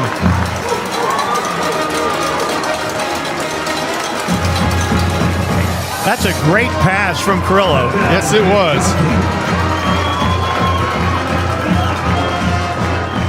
Jace Johnson runs a post, and I don't know what happened to the guy that was covering him. Snap is down, kick is up, and the kick is good. So, 10-12 to play. Cougars have scored 2 touchdowns in 51 seconds. Math is math, and they lead it 21-3 here on AISD Live.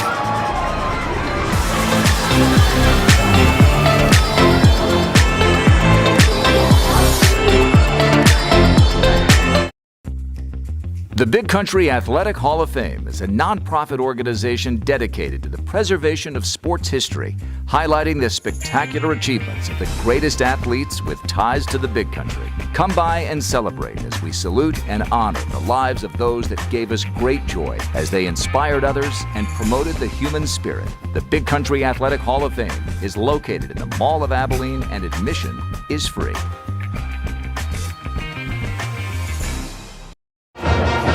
Cougars go 3 plays, 25 yards in 51 seconds. Jace Johnson, a 20-yard catch from Jaden Carrillo. Carrillo, his 2nd touchdown pass of the evening and his 10th of the season. Changing the kick receiving team, Darius Butler on their side. Asamani's kick comes down to the 27-yard line. Returning, it's Darius Butler. He fumbled, and the Pirates fall on it. I think that he was down when the ball came loose. And they're going to give him the ball at the 29-yard line. Now, here's the big part of this sequence, Rick. The Cougars score on back-to-back possessions, and because of the recovered onside kick, the Cougars also have the ball to begin the second half. You got to remember that. These next 10 minutes are huge for the Cougars on their season. Yeah, Cougars have scored the last 21 in this ballgame. Lubbock Cooper took the early 3-0 lead, and it's been all Cougars since then. Ryan Rodriguez is going to send trips to the left side on 1st down. Back in the backfield with him is Shemaine Johnson. Snap is back. Rodriguez underneath has Cade Gant. Oh. Gant got ripped. Whoa, Dot. The Dot. Put one on him at the 33. 33 officially. Gain of 4. Wow, look at the hit by Dot on the replay. Gant makes it Bang. a spin, and Dot met him halfway through the spin. 2nd and 6 at the 9:40 mark.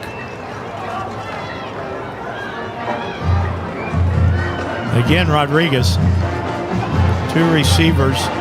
Now the handoff. Johnson bounces off one man. Now he's being chased, and he's going to go down back at the 29. Great pursuit by the Cougs. Really and was. Johnson is limping getting up. Johnson got blasted in the hole. Coming into the game now will be number 10, Jathan Caraway. You got to see this. He got popped pretty good.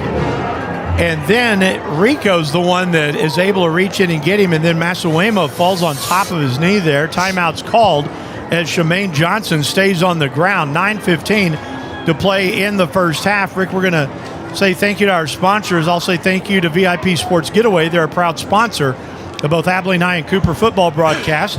You have a large group that you need to get to a church camp or take on a trip, call VIP Sports Getaway to help you get where you need to go. Our modern bus and van fleet and experienced drivers will get you to your destination safely and comfortably. We also offer Dallas Cowboy game ticket packages, tailgates, and all-inclusive events. We also work with Abilene ISD to move teams, bands, spirit squads, fans, and other groups to games and competitions all over Texas. Call us at 676-1199 and let us treat you like a VIP. We at Great Lakes Cheese are proud to support local high school sports. Great Lakes Cheese is not just a company. We're an employee-owned family. The people you see coaching, cheering, and playing on these fields are the same folks you'll find working side by side with us every day. We love this community as much as we love our cheese, and we're honored to give back to the young athletes who represent the future of Abilene. Whether it's on the field, in the classroom, or here at Great Lakes Cheese, teamwork and dedication are what drive success. Thank you for letting us be a part of your journey. From our family at Great Lakes Cheese to yours, let's keep supporting our kids, our schools, and our hometown pride. 3rd down and 10 coming up for the Pirates. Jathan Caraway checks into the backfield. Yeah, I'll tell you what, Shemaine Johnson, I don't like the look of how he was walking off there. That would be a huge loss for the Pirates. It would be. 3rd down and 10, 2 receivers to the left side. Now then they'll send Gann in motion left. Rodriguez back to pass. Pocket collapses, he's hit, and down he goes. Is that Dot again? Wow, the Cougar defense really coming up big here. That's Israel Massachusetts. It's both Massachusetts converging there on that one. Dot came flying through, missed him. Israel got him first, and then it's Cannon Adams there to clean it up. It's a loss of 8 on the play. Cougars should come away with great field position. Tavius Collier will drop back to about the 43-yard line. Noah Clark is the punter on 4th and 19. Snap is back. Kick is away. Tavius Collier lets that bounce. He goes out of bounds. Cougars have good field position again. 8 minutes, 20 seconds to play in the half, and the Cougars look good at the moment, Rick. They lead 21-3. Cougars leading 21-3, scored 21 unanswered points tonight. They will start this drive their own 45-yard line. The other thing that they're doing is they're playing, their drives have started at their own 47, the 30, the 42 of Lubbock Cooper, the 25 of Lubbock Cooper, and now the Cooper Cougar 45-yard line. So they are winning the field position battle. Score from Amarella, 14-7. Paladuro leads Wiley. Peyton Ewing in the backfield with Jaden Carrillo on 1st down. 2 receivers to either side. Johnson and Johnson, the outside men on 1st down. Snap is back. Carrillo back to pass. Dumps it off. Ewing, 45 midfield. Peyton Ewing's gone. Peyton Ewing, 30, 20, to the house. Touchdown, Cougs. Oh, there's a flag down at the 45-yard line, Rick, and it came out really late. It may be ineligible downfield. If that one comes back, it's a shame. They say it's a hold. Okay. Boy, Ewing got through and was gone. That should take it from the 45. Going to take it back to the original line of scrimmage. Well, that one is unfortunate. Sure was. We'll go back to the Cooper 45. So he 1st and 10 all over again. I'm trying to see the hold. Boy, once Ewing got in there, he was gone.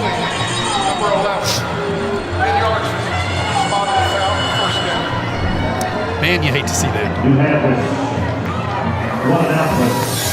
Danita Simon. Jimmy, I have an update for you from Wichita Falls. All right. You sitting down? Yeah. Legacy 21, Plainview 7. Wow. Well, it's 1st and 10 still. It's like that play never happened. Practice play. Just some clock ran off. 8:09 to play in the half. Snap is back. Carrillo back to pass. Throws. He's got Ewing again. Ewing a little stagger step inside the 50. He's down to the Lubbock Cooper 48-yard line. He gained a 7 on the play for Ewing. 2nd and 3 now for the Cougars. Jimmy, right now the Cougars have run 19 plays for 153 yards. Lubbock Cooper 21 for 59. Snap is back. Here comes Peyton into the 2nd level. He's got a 1st down. He crossed the 45 to the 44. You're actually going to say 43, yeah. It's a 1st down, yeah. Cougars 7 carries for 56 yards. That would be 8 yards a carry. Math is math. Math is math. Boy, we're going to hear about that one from all of our people that listen to teach math. First and 10 from the 43 of the Pirates. Handoff. And Ewing gets to the 41. Ewing chased down by Patrick Garcia, Ewing number 5. Took a pretty good hit right there. He'll check out of the lineup. Gain of 2 for Ewing. Now Garcia playing defensive end, got beat to the edge, but then he chased Ewing down from behind, pulls him down for a 2-yard gain. Peyton Bender's in the backfield now with Carrillo on second down. Everett also in on the side.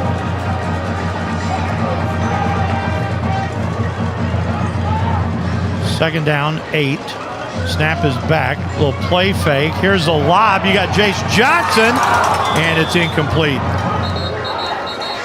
Got a There's flag a on flag at the 37-yard line. Ineligible downfield, I would think, would be the call, considering who threw the flag. Incomplete flag on the play.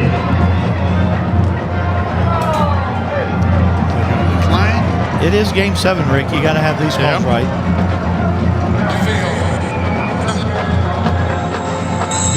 Penalties decline, so it's going to bring up third down. 3rd and 8 now for the Cougars. I was afraid we might get a little push off on Jace Johnson. Yeah, I did too. Markel Sims checks into the ballgame. My friend Lou Draper messages in, former math teacher. True, math is math. I won't read the rest of the statement. There is some more rebuttal to it. Third down, 8. Is Sims in the backfield? Yes, Ewing's on the bench down Yeah, here. yes, sir. Say his number is blocked for me.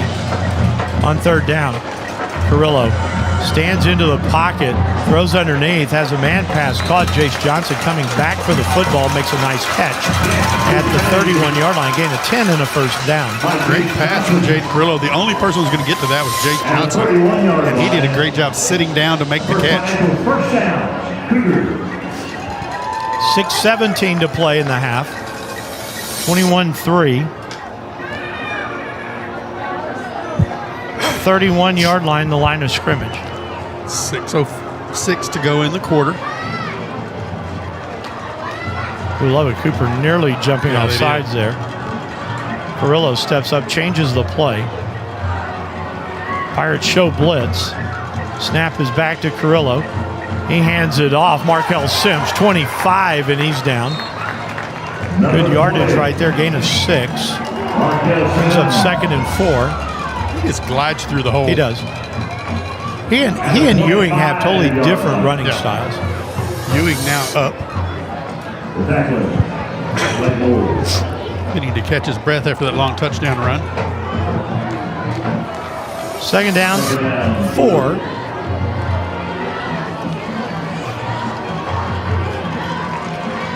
Carrillo will take the snap. He rolls right, throws underneath, has a man pass caught. Collier's going to step out of bounds at the 20. He's got enough for the first down. Cougars are really playing well. They really are. Nice pitch and catch from Jaden Carrillo. He's 12 of 16 for 117 yards here in the first half. Well, Lubbock Cooper came in this game and basically said, we're going to make you throw the ball. Yeah. And he's doing exactly that. He said, okay, we can do that. Cougars 10 first downs to 5 for the Pirates. Snap comes back. Carrillo stands in the pocket here. He's flush. He's got some running room if he'll take off. Man chased him. Jaden, 15, 10, and he's down to the 9-yard line. First and goal, Cougs. They're going to spot him at the 10. Still first and goal. Gain of 10 for Jaden. First and goal. Who was chasing from behind?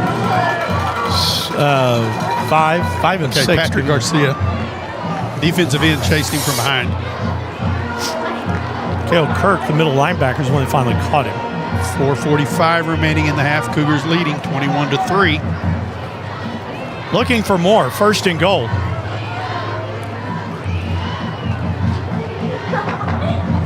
Carrillo takes the snap. Quick drop. Throws. Back corner. It's incomplete.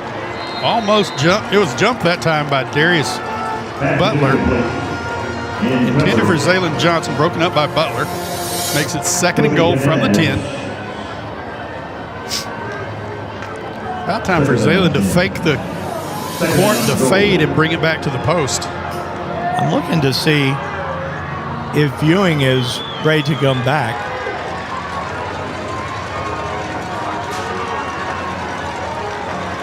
You got Bender and Sims in the Ewing backfield. is still back here by the I see. cooler. Snap is back. Carrillo rolling, looking, throwing underneath, incomplete. There's a flagged at the 4-yard line. Pass is incomplete. We do have a flag on the play. Ineligible downfield. That play, when it develops slow like that, those players are getting 3 yards downfield. Now, I think if I'm Chip Darton, They're going to decline it again. I'm surprised at that. I think I would have taken the penalty there. Me too. They'll make it 3rd and goal from the 10.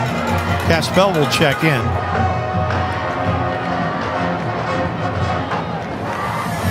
So Jace Johnson and Collier to the right side, into the boundary, Zaylen Johnson and Maddox Caspell. Ewing is back up by the sideline now. Where is he? He's the 32. Okay. So on 3rd down, Carrillo takes the snap. Here comes pressure. Carrillo escapes 1, keeps his feet. 5. Jaden Carrillo to the house. Can he get an amen? He's in. Touchdown. Jaden Carrillo from 10 yards out. Wow. What a run, no doubt. Oh, my goodness.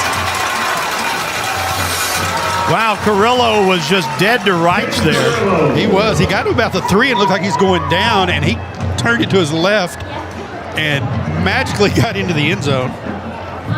Daniel Asamani for the point after.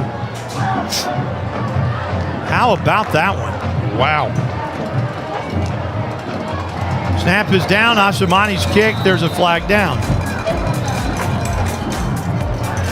Should be offsides on Lubbock Cooper. So you would take the extra point or decline it and no, you don't take the point kickoff off the board. Yeah, no.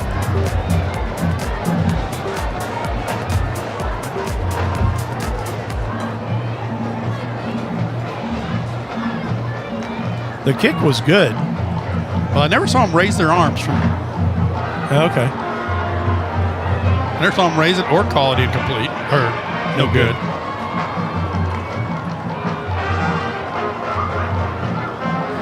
Offside on the 10. Go. Beat the try. So he missed it?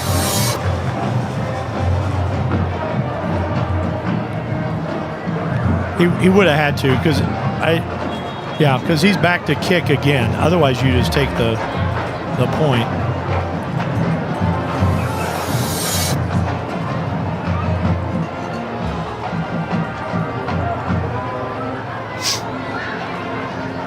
Snap is down. Asamani's kick is up. This one is good. 4:14 to play in the first half. The Cougars lead the Pirates 28-3 here on AISD Live.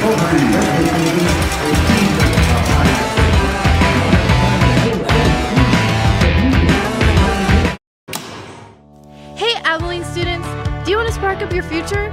The Lift Electrical Department connects classroom learning with real-life electrical work. Learn to wire, troubleshoot, and to power up the world. From basic circuits to advanced electrical systems, you are prepared for high-demand careers, certifications, and real-world experience all here at the Lift.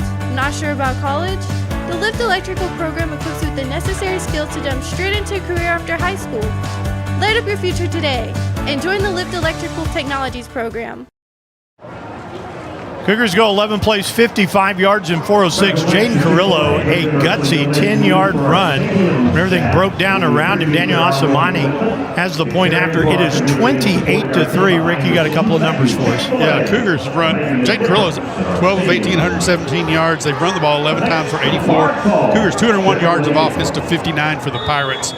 Cade Gant is now the up back on the near side for the kickoff. Asamani's kick going to come down to the 14-yard line. It's bobbled, picked up at the 15. And it's out to about the 23-yard line. That is Braden Ferguson with the return. Yep. So the 23 for the Pirates.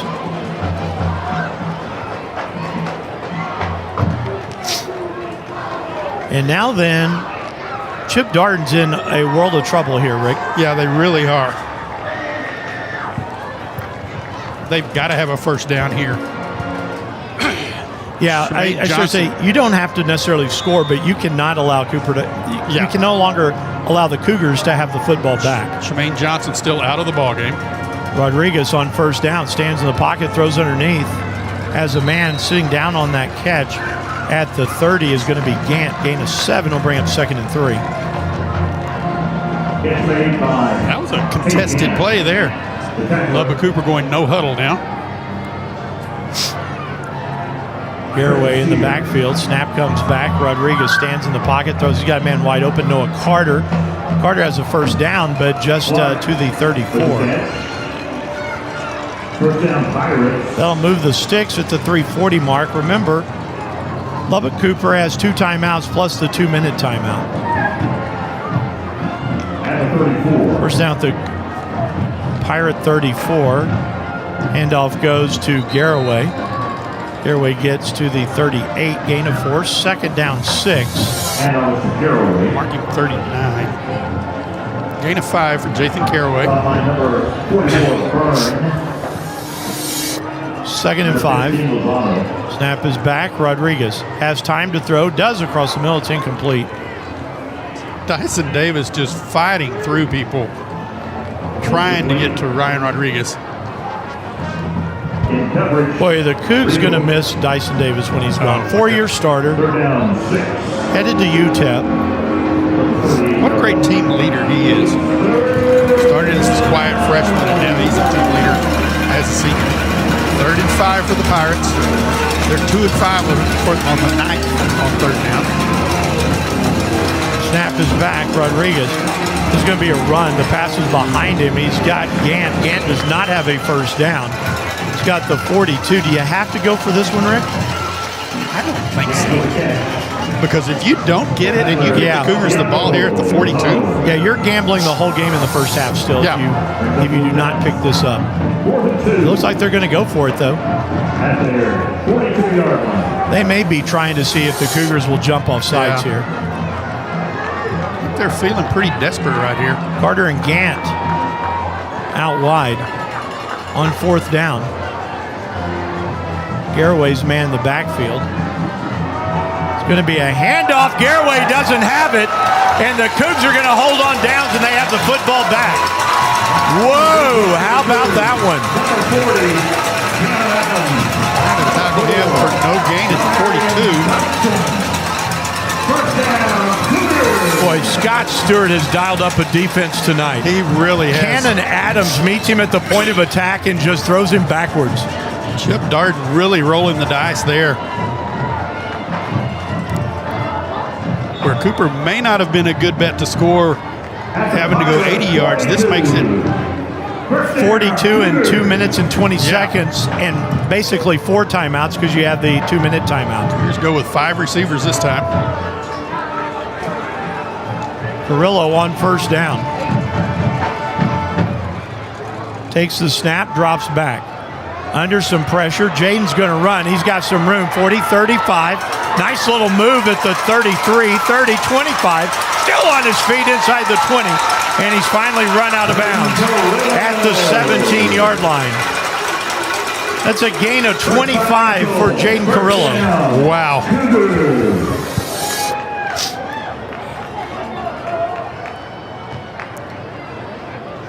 I started to say with the 5 wide, he did exactly what they wanted to do. He got him out of that 7-man box. Got him out of the box and then took advantage. 2:09 remaining in the half. Cougars lead 28-3. 21-0 second quarter. Carrillo trips left side, empties his backfield, takes the snap, stands in the pocket. Look, he's got a man open. Pass caught, touchdown! Zayla Johnson again with the touchdown from 17 yards. And the Cougars have blown this one wide open. Wow. There were two guys there, and they didn't even make a play on the ball. Zaylon Johnson just makes the nice, easy catch. Daniel Asamani comes on for his fifth extra point of the night.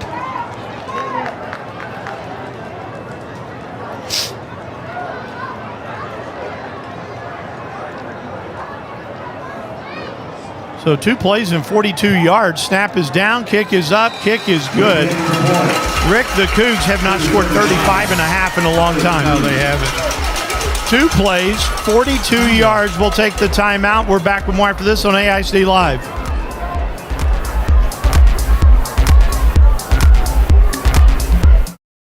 Hello, Abilene. I'm James Montgomery, Plant Manager, Great Lakes Cheese. And I'm Trevor Hensley, Production Manager, Great Lakes Cheese. On behalf of all of us at Great Lakes, we'd like to say how proud we are to support all of our local high school sports through this sponsorship. At Great Lakes Cheese, we're not just a company. We're an employee-owned family. That means the people you see coaching, cheering, and playing on these fields are the same folks you all find working side by side with us every day. We love this community as much as we love our cheese, and we're honored to give back to young athletes who represent the future of Abilene. Whether it's on the field or in the classroom, or here at Great Lakes Cheese, teamwork and dedication are what drive success. To all the athletes, coaches, parents, and fans tuning in, thank you for letting us be part of your journey. From our family at Great Lakes Cheese to yours, let's keep supporting our kids, our schools, and our hometown pride.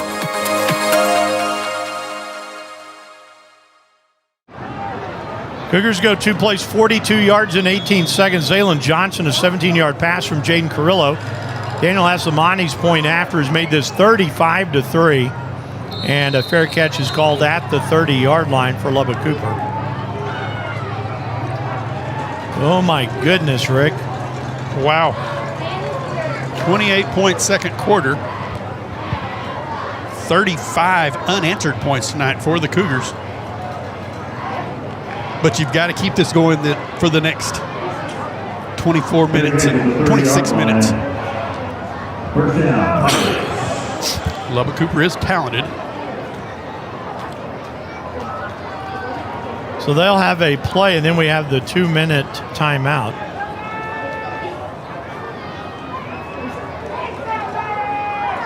On first down, the pass comes out to Gant. Gant steps out of bounds at the 38-yard line. It's a gain of 8. We've come to the 2-minute timeout. We'll take it alongside. Cougars in the Battle of Cooper leading the Pirates 35-3 with 1:58 to play in the first half. We're back with more after this on AISD Live.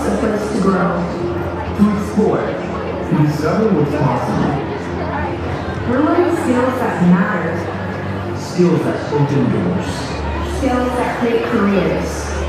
CPE is where passion meets purpose. We don't just study, we create. We solve problems. We prepare for what's next. In AISD, CPE challenges us. It supports us. And inspires us. The world is changing. But so are we. We're ready to lead. We're ready to serve. We are ready to make a difference. This is our moment. This is CTE and AISD.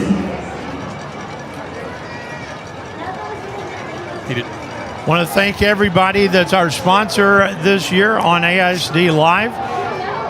Great Lakes Cheese, VIP Sports Getaway, Smoothie King, Taco Casa, and Quad C Heating and Cooling. Thanks to all of them. Snap on second down is underneath for Cade Gant. Gant has a first down at the 44. Now the Lubbock Cooper's really got to hurry here. Rick, the number that I have, Cougars starting field position in the ball game has been the Lubbock Cooper 48. Wow.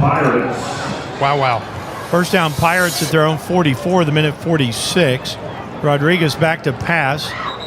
And I believe that the pass is caught by Gant. It is at the 47 of the Cougars. 35-3, Cougars with the lead. At the 47. And like you said, Shemaine Johnson is back in the ball game. He does not look the same. We'll see if they give him the ball. Rodriguez, quick pass, comes outside for Noah Carter. Carter stopped immediately. Stopped at the Cooper 49-yard line. I would think Lubbock Cooper would have to call a timeout here. Make it third and 3 now. Loss of a couple to the Cougar 49. Caden Gant comes back to this side. 3rd down 3. Rodriguez takes the snap. Another quick throw, and it was almost picked off.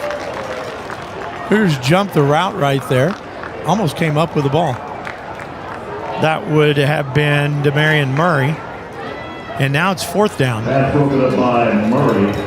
I don't know why you're not punting here. I agree with you. I think that you got to go in to the locker room. If you don't get this, 57 seconds, Cougars have all 3 timeouts. Yeah. Chip Darden's going to roll the dice again, though. Ryan Rodriguez. Game kind of on his shoulders right here. Snap is back. Rodriguez rolls and throws. He's got a man pass caught. Gant has the 1st down at the 43. That's just desperation. I mean, that's all. The only thing you can do. Rodriguez, 12 of 17 for 73 yards. At the 43, clock is winding, 45 seconds to go. Rodriguez throws, and this one's incomplete. That was intended for Reed Waters. 41 seconds remain. Got to think they're going to take a deep shot to Gant. Gant doesn't look like he's feeling real good. Limping a little bit back to the huddle.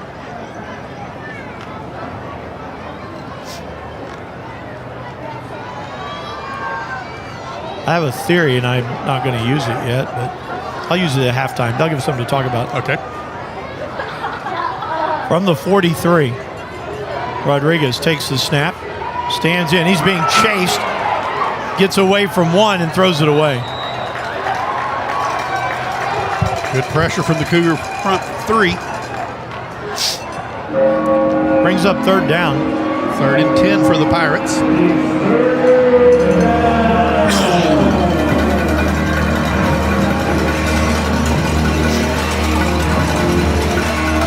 Third down from the 43. Jan and Shemaine Johnson in the backfield. 36 seconds. Somebody to wheel out of the right side. Snap is back. Rodriguez stands in, looks long, and the pass broken up. Pass intended for Noah Clark. Marion Murray got a hand on it, and it's 4th down. 4th and 10. Well, you've rolled the dice already twice. I think you might as well go for it here. Yeah. They may be through punting for the night, down 35-3. So 4th down. Noah Carter goes out wide to the right side. It's Gant to the bottom of the screen. Wyatt Hare's into the slot on the right on 4th down. Rodriguez stands in. Here comes pressure. Rodriguez going to try and run. He does get past one man, gets a 1st down, and is run out of bounds, and a flag. Cougars are going to be charged with a personal foul for a hit out of bounds. And that's going to take it down to the 10-yard line with 20 seconds. He gets to the 26. Still a flag on the play. Yeah, that'll take it. The result of the play is if it's the 26, he'll take it to the 13.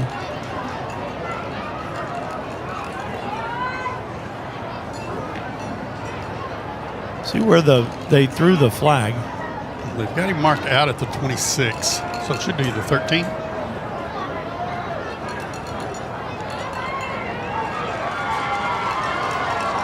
So half the distance. Dead ball. Personal foul. 13-yard line. 4 on the defense. Half the distance to go. 1st down. So half the distance. 20 seconds remain in the half. Lubbock Cooper 13 yards away from the end zone.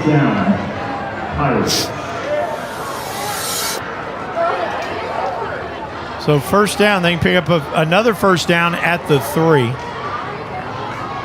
Rodriguez brings Carter in motion. He's going to pass, throws underneath, has a man, has Shemaine Johnson. Johnson's got a convoy in front. He's going to walk it in, touchdown. So Shemaine Johnson from 10 yards out with 12 seconds left. Lubbock Cooper stops the Cougar unanswered streak at 35. Michael Rodriguez comes on for the extra point.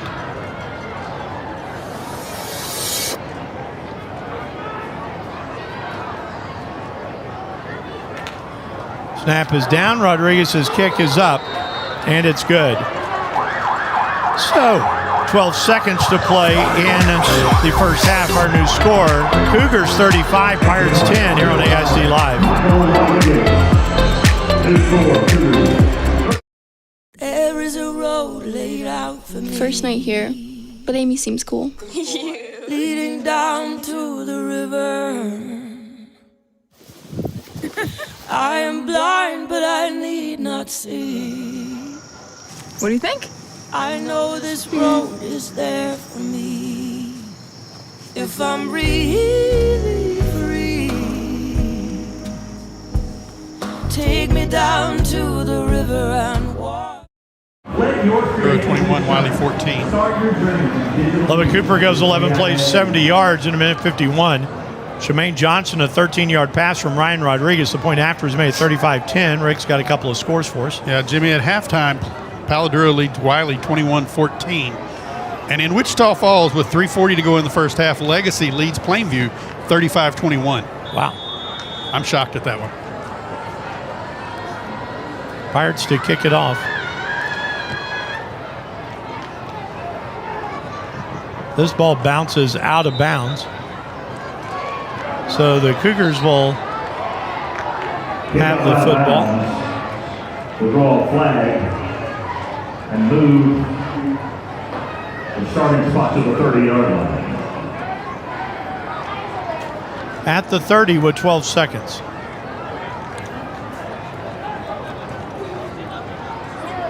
Free kick out of bounds. So you're 70 yards away. You lead 35-10. I don't think you really try anything here. You're about to have the ball back.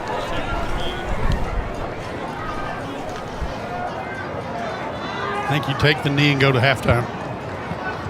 Markel Sims in the backfield. Both backs. Peyton Ewing is also there. Snap is back. Here's a handoff. Here's Ewing. Ewing runs hard, gets to the 34. And I think the Cougs take this into the locker room. They will indeed. That takes us to the half. Boy, the Cougs, after Lubbock Cooper scored the first field goal, just unloaded 35 unanswered. It's 35-10 at the half. Cougars will take the timeout. We'll be back with halftime activities after this on AISD Live. Thank you, Cougars. And thank you to Abilene ISD, and thank you, Abilene. We're proud. This is our future. This is our journey.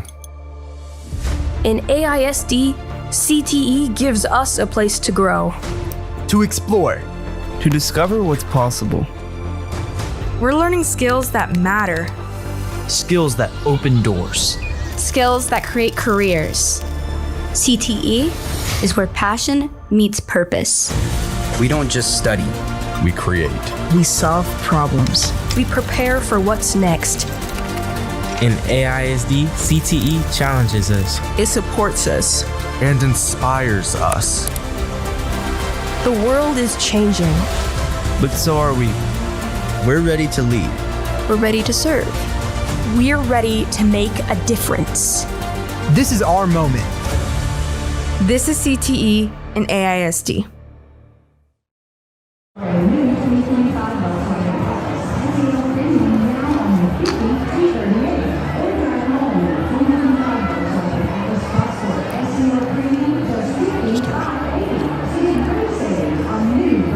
Welcome back to Shotwell Stadium. It's halftime, and the Cougars lead the Lubbock Cooper Pirates by a score of 35-10. Cougars outscore the Pirates in the second quarter, 28-7, to go in at halftime with the 35-10 lead. I want to thank you all for listening in to the Smoothie King halftime show.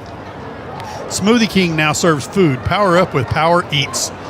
Loaded toast with avocado, peanut butter, or chocolate hazelnut, stacked with fresh fruit and plenty of protein. Pair one of these with your favorite smoothie to boost your energy level.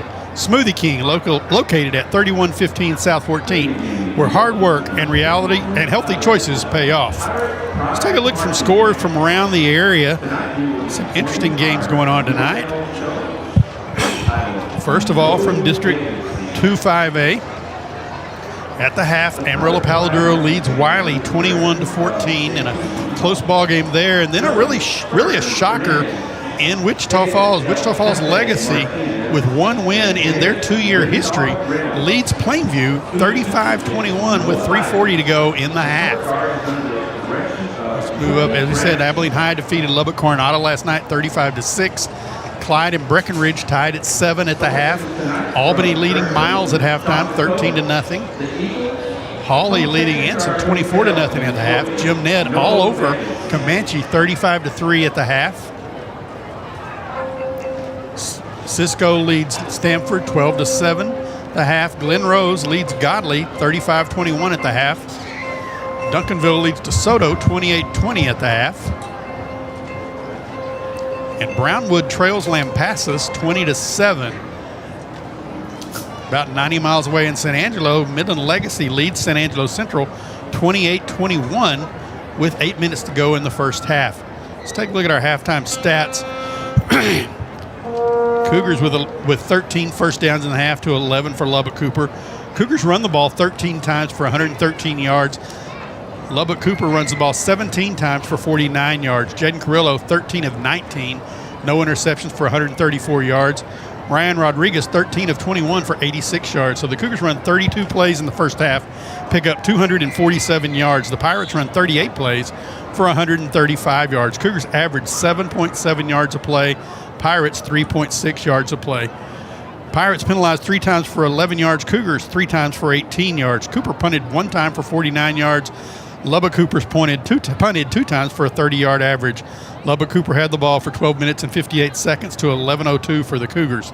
Lubbock Cooper 2 of 8 on third down. Cougars 4 of 5 on third down. Lubbock Cooper 2 of 3 on fourth down. Cougars have yet to go for it on fourth down. Individually now for the Cougars, Jaden Carrillo 13 of 19, 134 yards and 3 touchdowns. Jaden Carrillo carried the ball 4 times for 50 yards and a touchdown. Peyton Ewing 6 times for 40 yards and a touchdown. Markel Sims has 3 carries for 23 yards. Zaylen Johnson 4 catches for 46 yards and 2 touchdowns.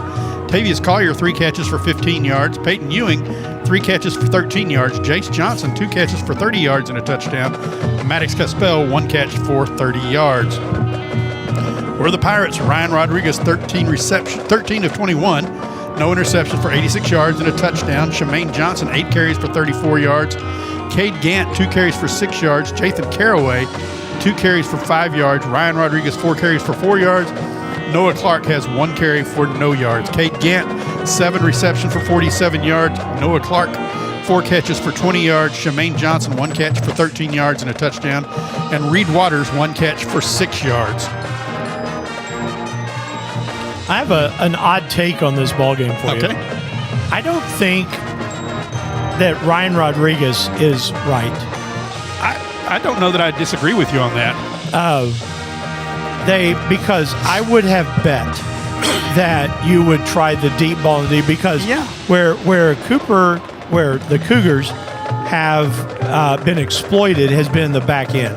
Well, I think one thing is I don't think Lubbock Cooper has got that explosive guy like Memorial had and like Wiley had with Blaze Ruffin. I think they're more of the Cougar secondary speed. Last year, you remember Lubbock Cooper had the receiver that's at Tech now, and he could blow by the Cougar secondary. I don't think they have that this year. They're more of a ball control offense, and it's like we've talked about with Coach Roan in all our meetings. If you make them drive the ball 8, 10, 11 plays to score, the chances of something happening in there are really good to stop the drive. Yeah. Well, and a couple of times Cooper's gotten 2 big breaks in this game. Yeah. You had the ball that just landed on a kickoff, and you got 2 possessions. You scored a touchdown, then you scored again. Bang, bang. I mean, that helps tremendously. But and this ball game is far from over. I mean, it's a 25-point lead. We have seen teams come back before, but right now, we have not seen Lubbock Cooper be able to stop the Cougar offense. No, we haven't. I mean, it's a great game plan tonight by Will Wise and the Cougar offensive staff to really pick apart the Lubbock Cooper defense. Lubbock Cooper did what we thought they would do. They've sold out to stop the run. They haven't really done a good job with that. Cougars have 113 yards rushing in the half, but they've tried to control the run and said, okay, Jaden Curley, you got to beat us with the pass. Well, he's thrown for 134 yards and 3 touchdowns in the first half, and he's doing that. But what the Cougars have done is they have taken what the Pirates have given them. Yeah. And last week, they tried to force the issue. They tried to force the game on the ground, and they continued to pound and pound and pound because they did that in week 1 against Wichita Falls Memorial. Yeah. And, it just didn't work against Wiley. And tonight, it's back to it's not a sold-out approach. It's more of a, like I said, it's more of just, we'll take what you're going to give us. Yeah, absolutely. Carrillo has done a great job going to the right receiver, throwing it in the place it needs to be. And when nothing's there, he's done a great job to run it and picking up first downs and keeping the chains moving. Right now, it's a 4-score game with a 25-point lead. So the Cougars are going to have to really fall apart in the second half. Not saying it can't happen. Right. They're in a good position to get the victory tonight. But the thing that you have to do, Cougars need to come out in the second half and make sure they are real serious because you remember the very first drive of the night, it was 3 and out. Yeah, I mean, and you need to have a sustained drive. You need to have one of those drives that takes some time off the clock. Yeah, the Pirates got the score right here at the end of the half to give them a little bit of hope. You need to come out to start the third quarter, take it down, score, and take away any hope they have. Yeah. Because if you can go make it 42-10 with 8 minutes to go in the third quarter, things are really going to be hard for Lubbock Cooper to come back. Yeah. Well, 35-10 our score here. We're going to take a timeout. We'll bring you back to our Smoothie King halftime show after this here on AISD Live.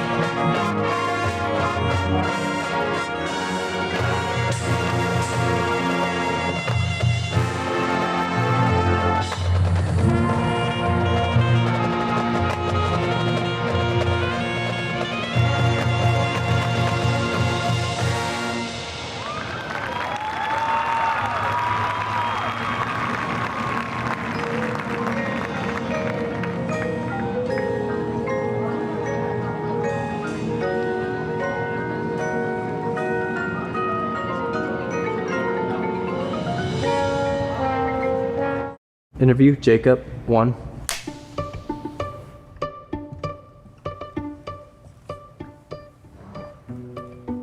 When I first became I was about 6 years old. What it meant for me to be matched with Mark was that I got to have a friend because when I first moved back from Abilene, from San Angelo, I didn't have any friends. I was just focused on school. Big brothers, big sisters, and Mark, they allowed me to open up in a way that I never really had before. I think the first time I met Mark, I thought everybody thought is that he's just goofy. We're not going to understand each other at all. And especially the first time we hung out, all we did was stay in Big Brothers Big Sisters. And he showed me around the office and I'm like, why am I here? What am I doing? My mom's just making me get out the house. But he made staying in the office for 2 hours one of the most fun experiences of my life. Mark and me, we did anything and everything together. We played ping pong, played basketball. If somebody gave him a gift, he sat down and taught me how to write people letters to show that he actually cared about what you did for him. He just taught me how to be a person. As a kid, we might not always think about it, but it's hard to be a kid. And so I just want to teach them just how to enjoy being a kid, just enjoy life and not worry about what might happen when they get to high school or middle school, but just to be able to enjoy where they're at. Through PALS, we visit Austin, Alcorta, and Bassetti At Austin and Alcorta, we have pals that we're matched with specifically. And then Bassetti is kind of more of our special needs kids that we meet with as a group, and we just learn and connect with them. They all have different problems. Some of them might be behavioral. Some of them might be they have a problem with math. We just kind of just help them express themselves in a safe environment that they feel like they can honestly say that they enjoy learning and they enjoy being connected with people who aren't just adults. Being big and being able to mentor somebody, already I've only been doing it for a couple weeks and I've already just enjoyed being around kids and I hope they enjoy being around me. It's helped me connect to my peers in a different way because we've all had to change our mindset from just trying to get through school to trying to make an impact on somebody's lives.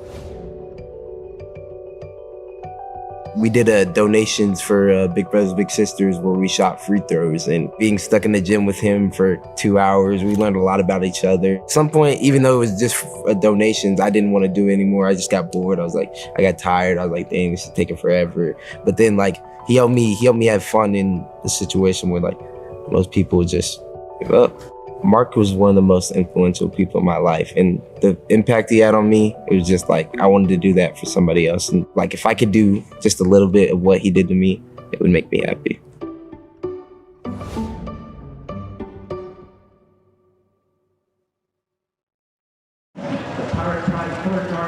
Halftime at Shotwell Stadium as we welcome you back into the Smoothie King halftime show. 35-10.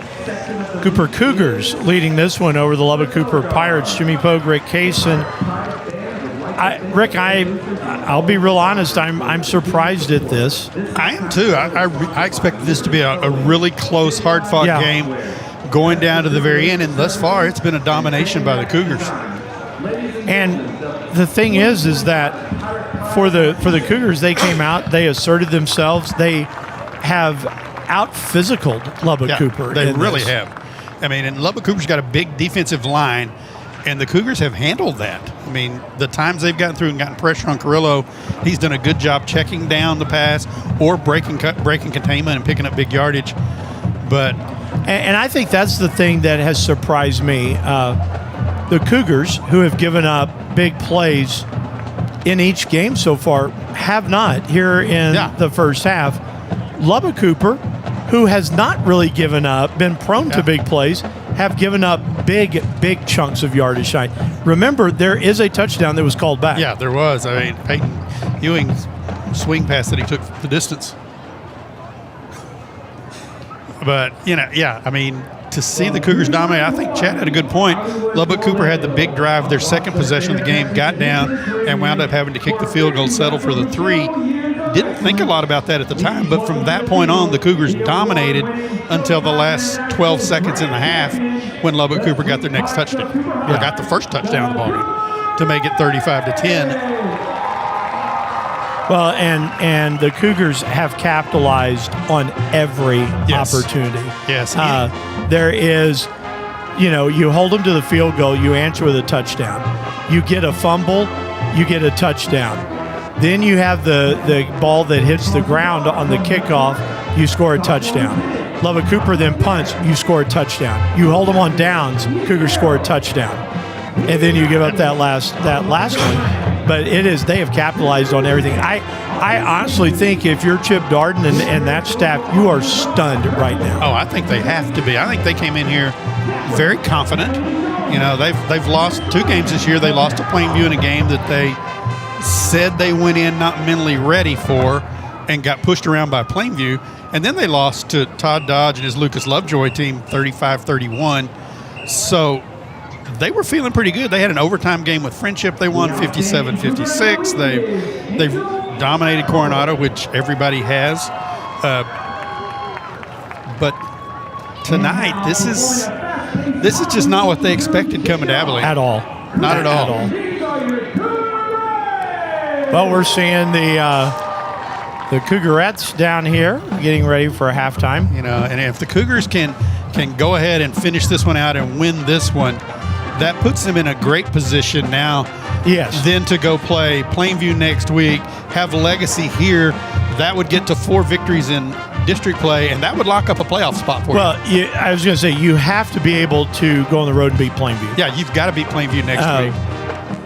But I think maybe a little bit of the shine's being taken off of Plainview tonight. Yeah, I think so. It's 35-27 there at the half. I started to say, I think that what Aaron Ronan and his staff will do really well is break down that film and see what will work against Plainview. Yeah, and I think they absolutely will do that. I think they came in tonight with this team really prepared for this game. There was a heartbreaker last week losing to Wiley because there's just a different rivalry there. You know, we talked about with Coach Roan on Tuesday. They know the guys at Abilene High. They go to church with them. They've played growing up sports, Little League, Mighty Mike football, everything with them. They know those guys. There's a difference when it comes to Wiley. And they wanted that win last week really bad. Losing that one in a close, hard-fought game was a tough pill to swallow. But they've done a great job tonight shaking that one off, coming tonight to play this one. Again, a game they probably weren't expected to win. And they're dominating 35-10 at the half. Couple of big statements in the next week. Okay. You ready for this? One, trash can cereal Tuesday night. All right. Yeah. Volleyball at home against Abilene High. Next to last home game, they have Legacy the following Friday. So, come out and watch the Lady Cougars in volleyball. But then the question everybody's been asking, I mean, literally everybody, because we have been home so much. We started in Azle. Okay. We were then home for Abilene High. Went to San Angelo. That's a short one. You come home for homecoming, and you've then been home for 3 more, basically because you Wiley, you go to Wiley, Lubbock, Cooper. So we're about to have to travel 2 of the last 3 weeks. First time in a month. The question everybody's asking: sausage balls in our future? I think the trip to Amarillo, we got to have sausage balls. Yeah, we were talking about next week. Next week, we can do that. I mean, you got to think about it. We could do that. We're taking Randy with us next week. So oh wow. Yeah, we could get the Nuxter some sausage balls. We'll see how Brother Cluck rides now. You know, he's used to being a homebody. Yeah. He and Nux, that team got broken up. Yep. Greg's having to do his own hair. Nux and Cluck, yeah. Greg's having to do his own hair. Randy's having to do his own hair. I mean, it's really weird for them to not be together on the road. Yeah. So 2 out of the last 3 will go on the road. Well, Greg throws in. We're not talking to Greg. I'm talking to him. Yeah. He's a traitor.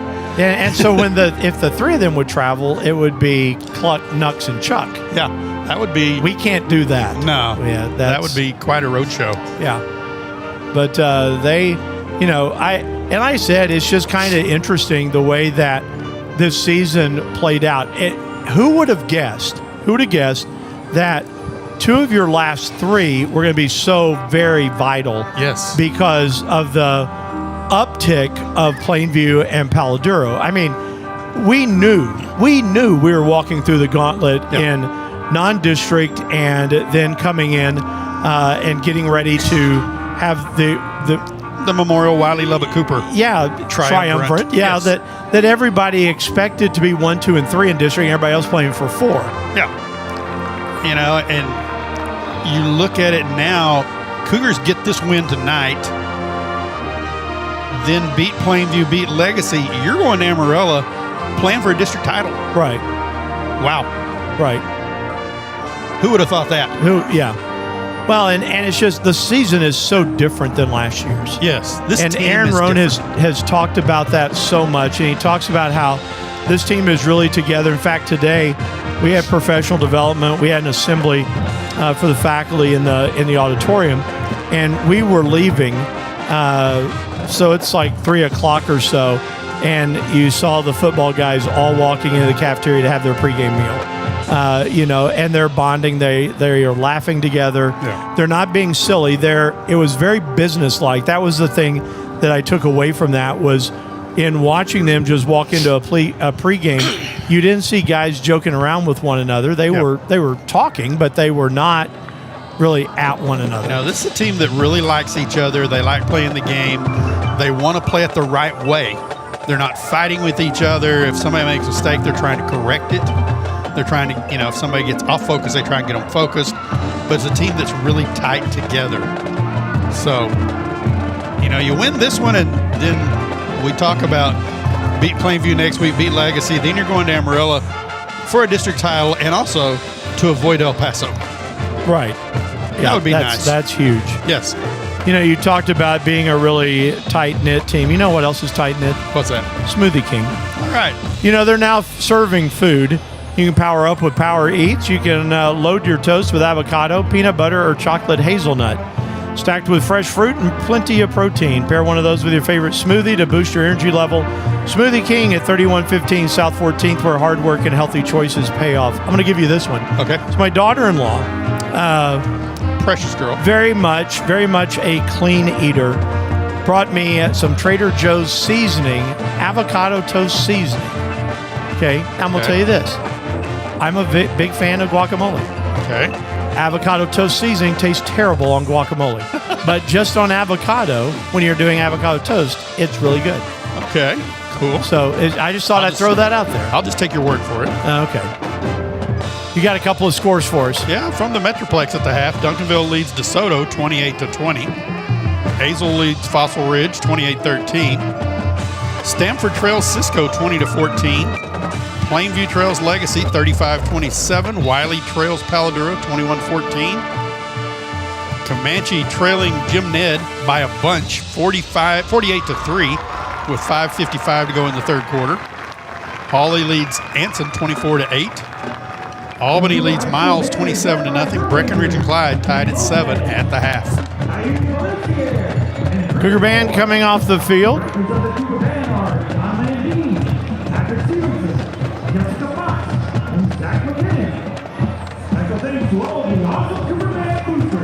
Gotta love the awesome Cougar band.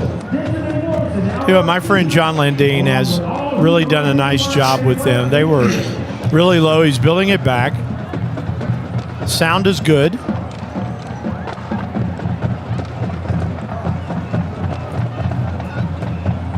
Cougars are just, I go back to the difference of 2 years. I'm sorry, last year to this year. Difference that a year makes. Last year at this game, Cooper's getting mollywopped humiliated by Lubbock Cooper to go to 1-6. It may have been the lowest point of 30-plus years of broadcasting the Cougars. I agree. Because I sat there and we talked about it during the season stuff. Where are the wins? Yeah.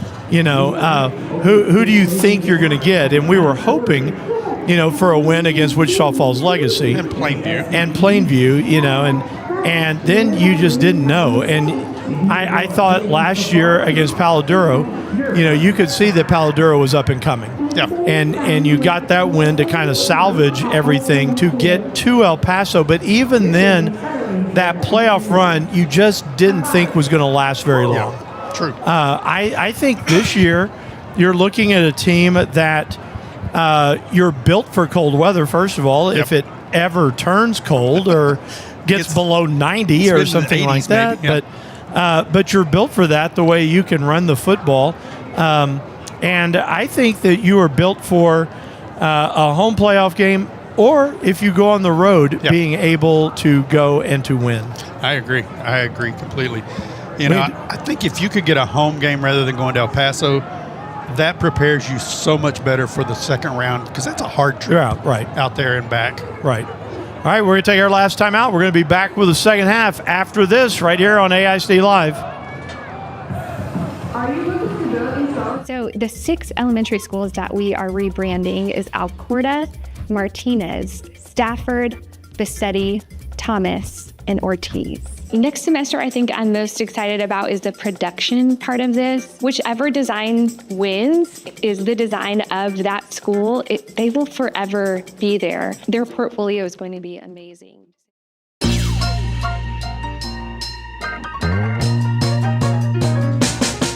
I'm Ella Boisbert, and I'm a senior at Adams High School. Hi, my name's Jada. I'm a senior at Adams. A lot of my initial idea was to kind of mirror what we have going on currently. There was another idea where I could have 2 bears as the primary logo, but eventually that just got too muddled and confusing. So finally I just settled on the bear in a kind of 3/4 position almost. Like it had a very clear silhouette, which I enjoyed. So a lot of the logo work that I did was modernizing the previous logo that they had. I wanted something that still stood for the same beliefs that they had, which was togetherness, strength, and creativity, just bringing a more modern feel to it. I think my favorite part of the process was presenting, being able to see everyone's reactions and how much they enjoyed being a part of it. I think making all the products, making stickers, making t-shirts, making hats, creating all these super fun mock-ups just to like use and play with. I didn't want to have this logo creation just be me running off with the logo and then coming back to show them. I wanted to make sure that they felt involved and that they got to create something together. And I thought that was really fun just to collaborate with my own people around me, and then also to like see it actually happen, like to have a physical piece of my logo just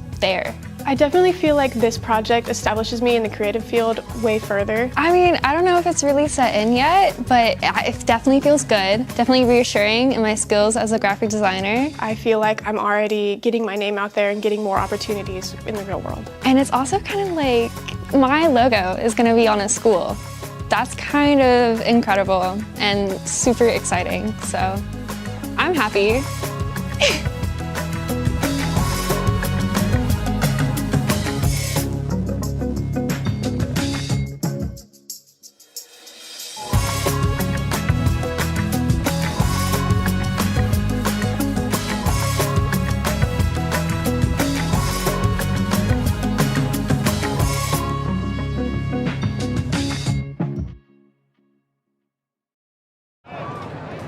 Second half ready to start here at Shotwell Stadium. We just wait the arrival of the teams. Cougars charge out of their Cougar head. Lubbock Cooper came out early before the game. They're a little bit slower making their appearance now. Their inflatable is pretty cool, though. It is. Did you see there was an AI created stadium of every team in the league in using the mascot, but having their stadium.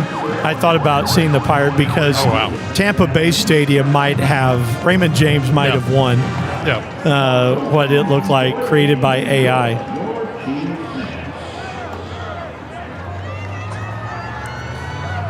So the Cougars will receive on the south end of the stadium. Wind not a factor tonight at all. Flags hanging limp.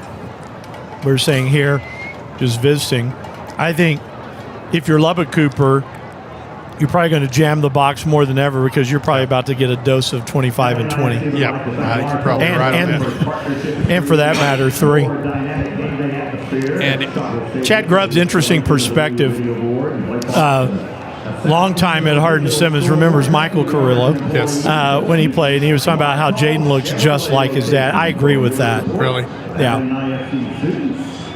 That's throwing it way back, Chad. I was there at that time to see Michael. So yeah. Zaylen Johnson, Tavius Collier will go deep for the Cougars. Lubbock Cooper does this kickoff where everyone's inside the hash mark, and they basically leave a third of the field that they're not covering. Javi Serta to kick off. So here's the kick. Collier, the 16 to the 20, 25, and he gets a push to about the 30, and that's where the Cougars will start. Flag down at the 19. Yep. That came way behind the play. Yeah, some jawing going on at the end of the play, too.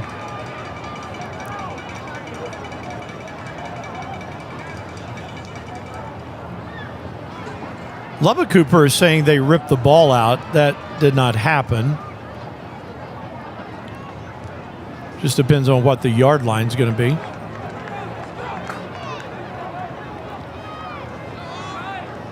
What is the penalty? The hold against the Cougars. I'm telling you, this game, the hardest thing to do is not say Cooper because we say Cooper so often. Taking it back. Number 34 on the receiving team. 10 yards from the spot of the foul. Big first down. So the Cougars will have the football 1st and 10 at the 10.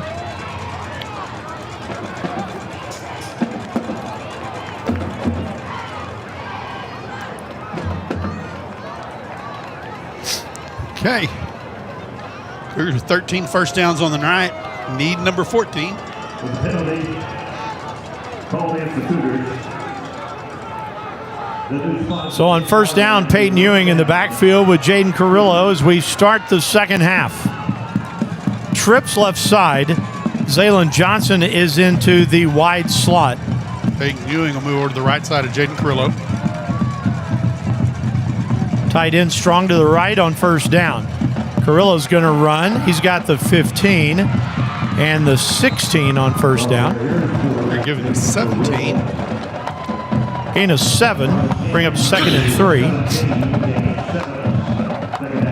Cougars will definitely work on the clock this half. Taden Bender checks in.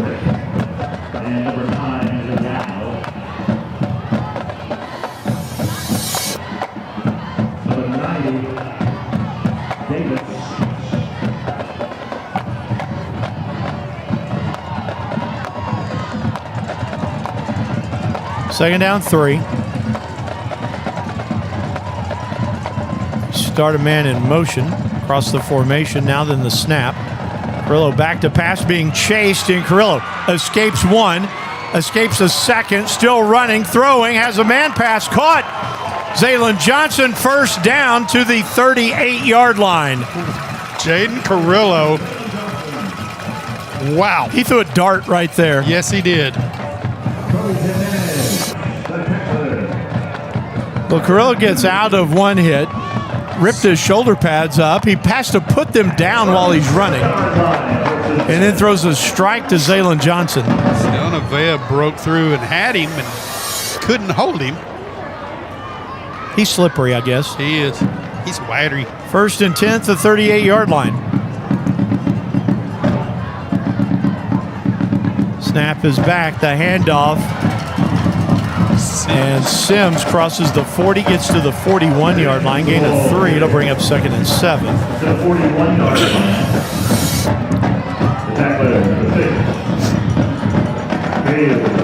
Second and 6, 10 minutes, 10 seconds to play, 3rd quarter. Johnson comes off to get a breather. Maddox Espel checks in. 35-10, and Cougars with the lead.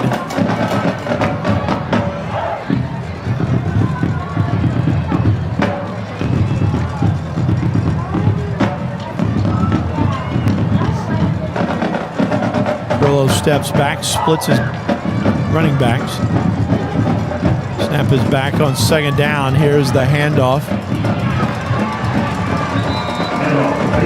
And to the 44-yard line, I believe. I was trying to 43-yard line. Gain of 2 is for Peyton Ewing. Yeah. 3rd and 4 now for the Cougars. So 3rd down. Big 3rd down coming up for the Cougs.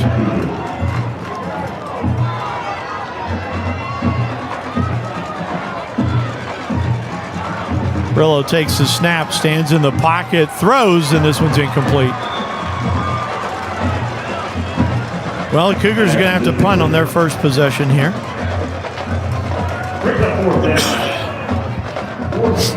Keep the offense out. Yeah, Case and Rosario will check in. They keep the offense out simply so you cannot send a return man deep.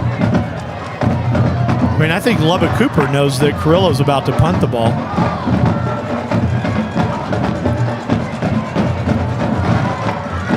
So 4th down and 4.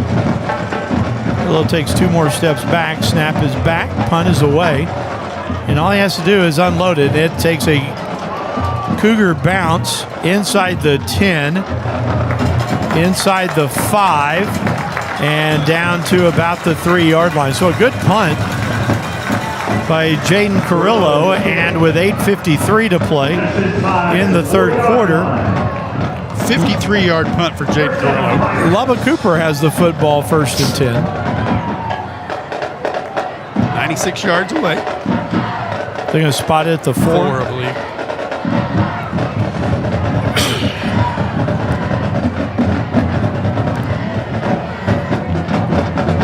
It is the 4. Shemaine Johnson in the backfield.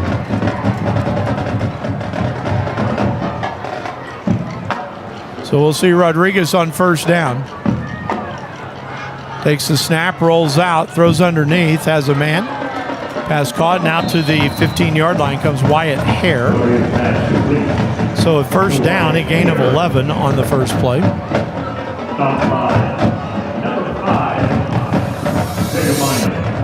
They like to throw the out. Pirates come back to the line of scrimmage. Cougars, you can't sleep on this game. You've got to play some defense here. Snap comes back. Rodriguez stands in, throws, and the pass incomplete. A.J. Rico in coverage there with Jackson Winton. Brings up 2nd and 10. Good job by Rico. Cut underneath and tipped that ball away. 2nd and 10 now for the Pirates. Ryan Rodriguez, 14 of 23 for 98 yards. Came into the game a 61% passer. Rodriguez on 2nd and 10.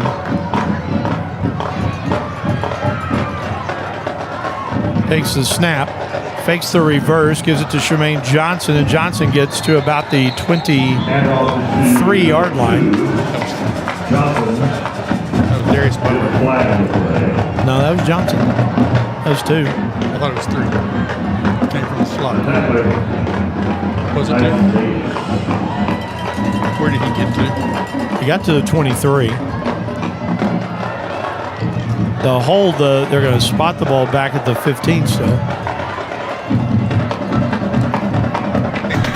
Number 65. Take the ball back to the 8. Half the distance to the goal line. Speed 2nd down. 8-yard line. It'll remain 2nd down. 2nd down and 18 now for the Pirates. Yeah, it was Shemaine. Okay. They ran the fake jet sweep. Rodriguez back to pass under some pressure. He throws long. He's got a man, pass caught. Cade Gant's going to go the distance as he was about to be sacked, and that is going to be a 92-yard touchdown. That's the thing. The Cougars have not given up all night, but do here. Big momentum boost for the Pirates. Cade Gant will go 92 yards for the touchdown. Michael Rodriguez comes on for the extra point. Oh, they're going to go for 2. They're going for 2. 8:03 to play in the 3rd. Rodriguez stays in the game with the offense. Well, that's what we were talking about, Rick. You're going to see Lubbock Cooper do it at some point in time, but the pressure nearly got him. They sprint up to the line. Ryan Rodriguez, quick toss. Shemaine Johnson, 2-point conversion is going to fail. So, 8:03 to play in the 3rd. Our new score. Cougars lead the Pirates 35-16 here on AISD Live. On the stop for the Cougars, number 40, Canada.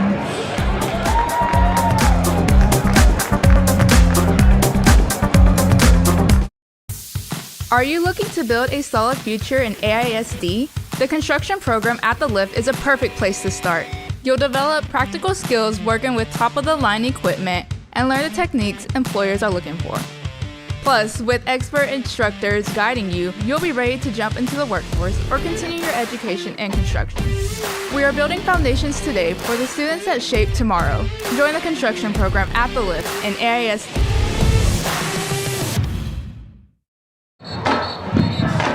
Pirates go 3 plays, 96 yards in 50 seconds. Cade Gant, a 92-yard pass from Ryan Rodriguez. 2-point conversion failed. It's 35-16. Now then, Rick, remember this game was 35-3, so it's back-to-back touchdowns for the Pirates. And they've got the momentum now. Do you consider an onside?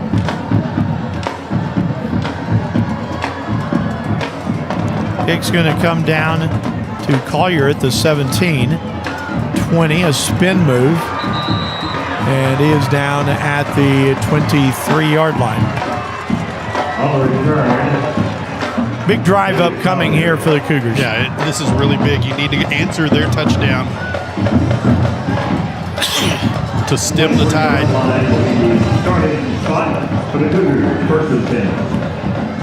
Well, and the Pirates now think they're back in the ball game. Yeah.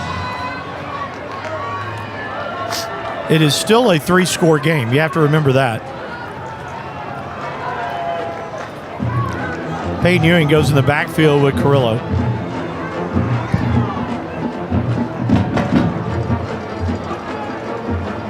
Play clock running down to 4 seconds. Carrillo did not get the play off in time.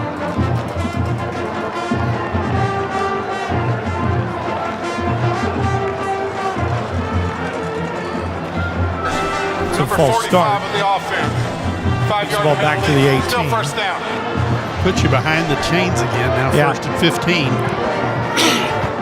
That's what the Cougars didn't do the first half. They've now had 5 penalties for 33 yards.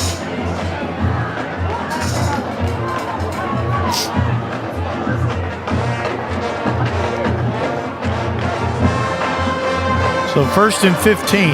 You got to get out to the 33 for a first down. Carrillo, bad snap, kicks it, picks it up at the 8. In some trouble, looks down the field, tries to make something out of it.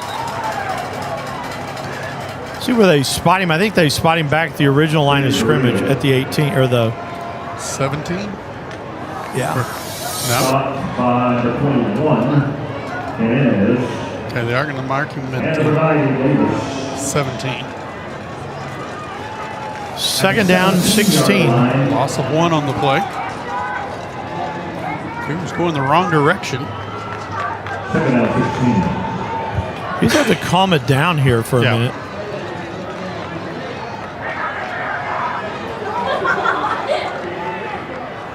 Ewing goes in motion. Carrillo steps up. Pocket breaks down. Carrillo's going to run. 25, gets to about the 28-yard line. He gains 10. Gain of 11 makes it 3rd and 5 for the Cougars. This is a big third down here. Out of bounds at the 28-yard line. Will be 3rd down, 5. Zaylen Johnson walking gingerly kind of back to the line of scrimmage.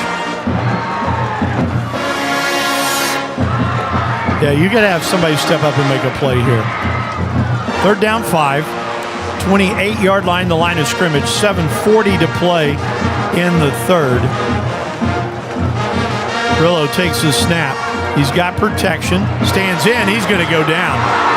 Carrillo's down back at the 22-yard line on the sack, and now then it's 4th down. It's a punting situation. Loss of 7 on the play. Lubbock Cooper pressure getting there here early in the second half. That'll bring up A.J. Rico to punt.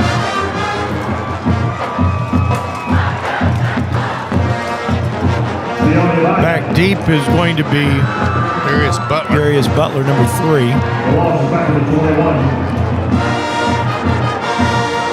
He stands at his own 40.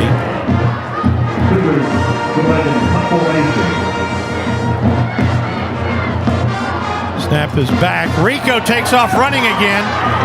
Rico has another first down, 40-45, and he's out to the 48-yard line.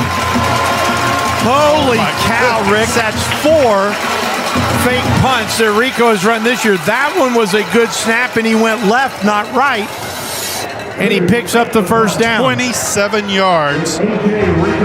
Wow. Unbelievable. I'm shocked at that. At 4th and 17. Wow. That is the play the Cougars needed right there. 6:34 to go in the 3rd, 35-16. Gotta feel like that one was called. I'm stunned. I am too. Snap comes back. Carrillo's going to hand it off on first down. Markel Sims with the carry. Sims not much there. It's to midfield. Gain of 2.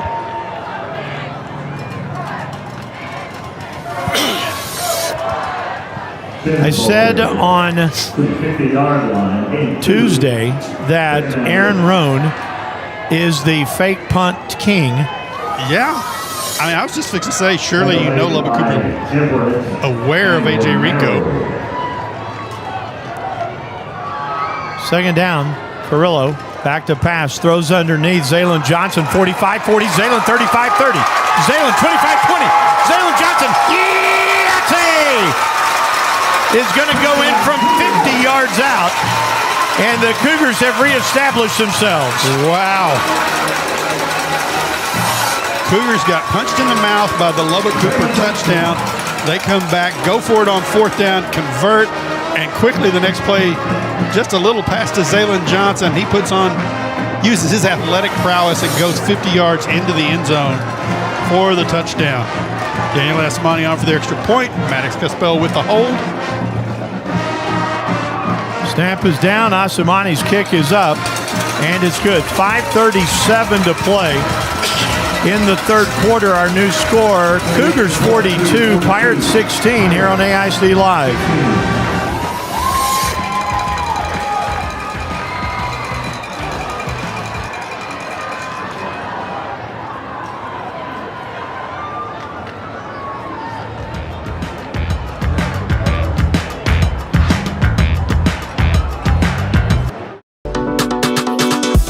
Ready for a more convenient way to purchase Abilene High or Cooper game tickets and a faster way to get to your seat in Shotwell Stadium? Abilene ISD is proud to partner with Hometown Tickets for online ticket sales at all high school athletic events in AISD. For easy access to purchasing, storing, and scanning your tickets at the gate, download the Hometown Fan app available in any mobile app store. Tickets for all high school athletic events can also be purchased on the AISD website via the ticket information page under Athletics or at the gate with a credit card. Varsity home game tickets go on sale at 8 a.m. on the Monday of game week through 12 p.m. on game day. Tickets are not sold on AISD campuses, and cash will not be accepted at Shotwell venue events. Additional information about sub-varsity and middle school game tickets can be found at AbileneISD.org. So what are you waiting for?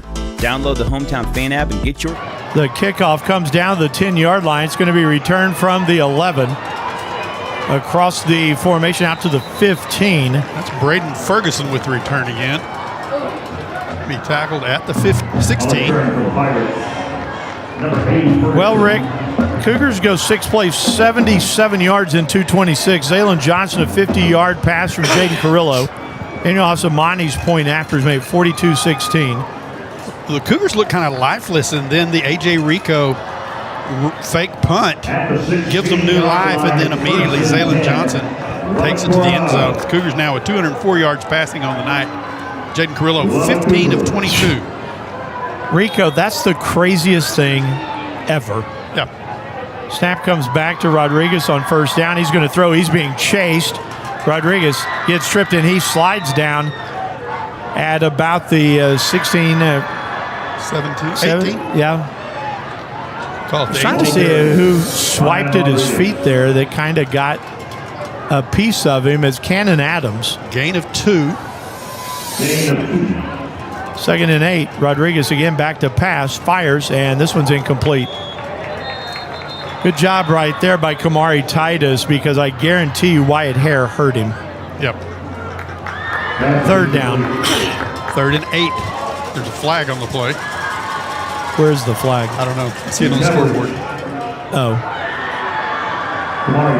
It's got to be in the area of a hold. Now they're talking to the Cougars.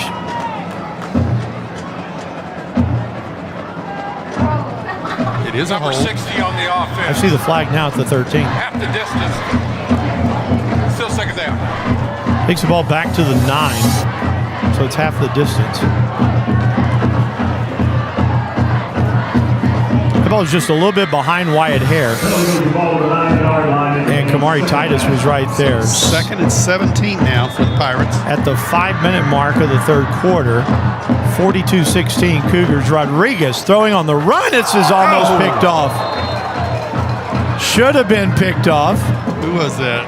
And it's Chris Sear that was right there and just didn't hang on to it. Third down. 3rd and 17 now. Pirates are 2 of 8 on third down tonight. Nasir had that one in his hands. Yeah. Pass was behind Noah Clark. So now then on third down. This is where you've got to make the play on defense. Dyson Davis going to be kind of in the face right here. And rolling out is Rodriguez. He throws, and this one's incomplete. Again, nice play by Kamari Titus. It's fourth down. You cannot go for it from your 9-yard line. This Cougars secondary has done a great job tonight making their presence known. They gave up the one long pass. Israel Masuema is slow getting up.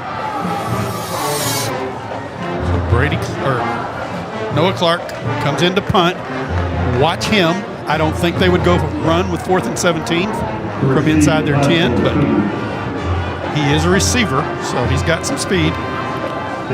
Carter about 5 yards deep in the end zone. And we've got a whistle and a flag. False start. They'll take the ball back to the 4. I'll start for number 97. Half the distance to the goal, still 4th down. Tavius Collier, deep for the Cougars.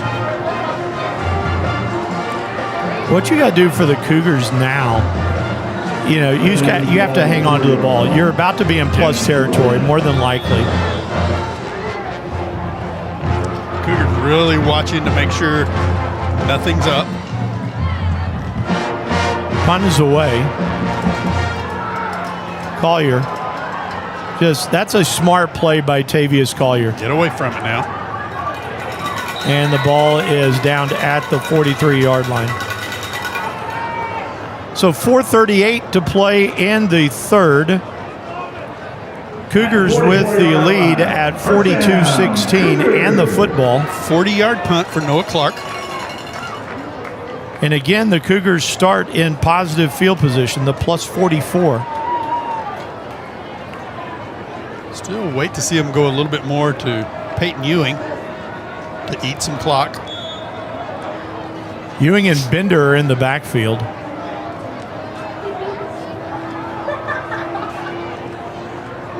Carrillo on first down. Takes the snap, hands it off to Bender. Taden Bender, 40, 35, and Taden Bender is down to the 32. That'll move the sticks. Gain of 12 for Tate. Nice run by Bender. There's not a lot of wiggle when he runs with the ball. He just hits the hole and goes. Picks up the first down, falls forward. Good block by Peyton Ewing. First down. So first down at the 32. 4:13 to play in the third. Carrillo takes the snap, hands it off. Ewing, Peyton Ewing. Spins out at about the 29-yard line. He was about to take he was. Somebody got him. 3-yard gain on the play for Peyton Ewing.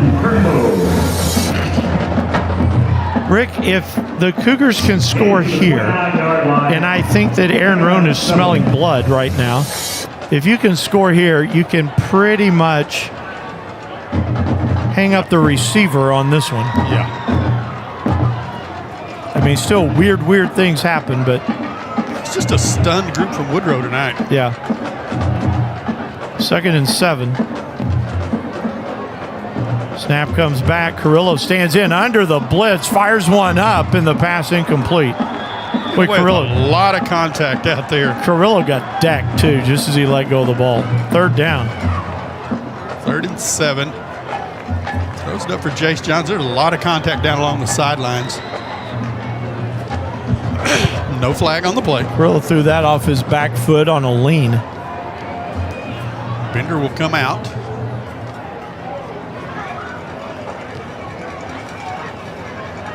Bender slow off the field. Yeah. 3rd down, 7. I think it's 2-down territory for the Cougars. I agree completely. Carrillo takes the snap. He's going to run, trying to get to the edge. He gets the 25, the 20, and Jaden Carrillo has a first down at the 20-yard line. Boy, Carrillo, what's weird about that, Rick, is Lubbock Cooper knew that Carrillo's going to keep the ball right there. Yep. They had him smelled out, and they could not get to the edge. And he just glides. Yeah. It's not a dash. He's not running hard. Well, it's a really good block. It's a really good block by Jaden Flores. Well, and Jace Johnson out on the edge, too. Well, I was going to say, is Flores kind of sealed the end, and there was no way that he was going to beat Carrillo over to the edge. 3:10 remaining in the third quarter. Cougars lead 42-16. 1st and 10. Carrillo back to pass. Steps up. Now then he's running. Carrillo still looking. Throws against his body. He's got a man wide open pass. Caught. Touchdown. Fabius Collier. No, that is Donnie Wilkerson. Donnie Wilkerson, his first touchdown from 20 yards out. He was all alone. Continued to move. How about that one? Wow. 5th touchdown pass from Carrillo on the night. Felipe Herrera comes on for the extra point now for the Cougars. Madison Caspell will turn around the other direction.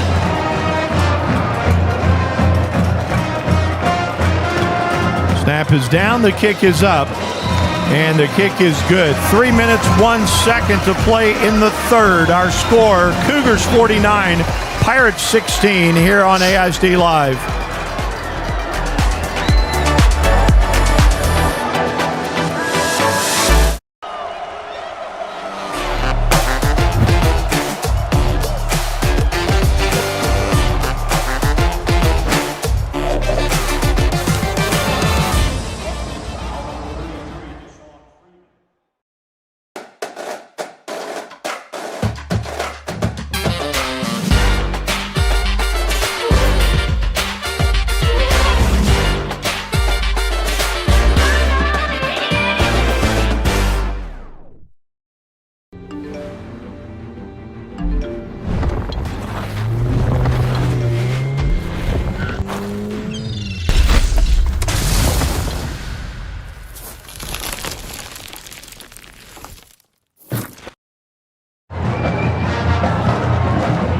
Cougars go 5 plays, 44 yards in a minute 37. Donnie Wilkerson has his first touchdown as a Cougar. 20-yard pass from Jaden Carrillo. Point after made it 49-16. Kickoff comes down to the 10-yard line. To the 15, trying to spin out of it is Braden Ferguson, and Ferguson gets to the 23-yard line. Rick, you've got Jaden Carrillo's numbers, and they are impressive. 16 of 24, no interception, 5 touchdowns for 225 yards through the air tonight. Got an injured Pirate on the field.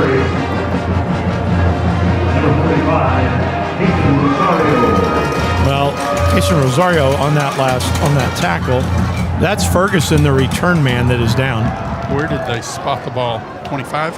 I think the 23. I think Ferguson is down where the ball is going to be spotted. Because they've got the chain on the far side. Well, they do. 24. You're right.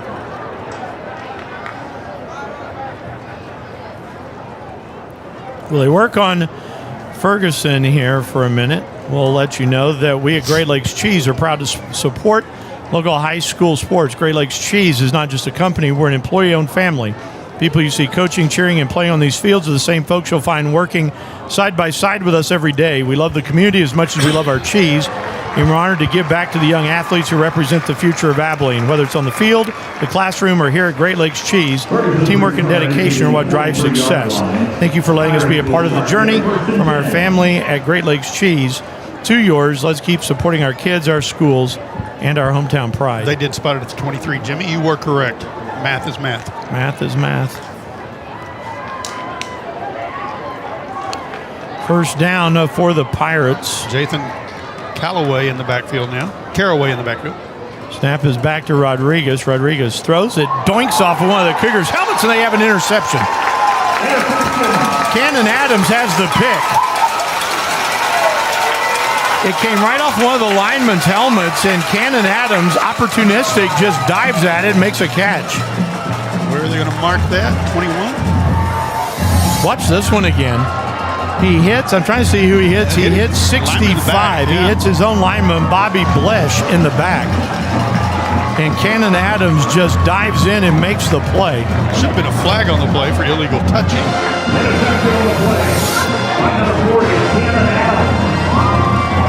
So now the Cougs have it at the 21-yard line.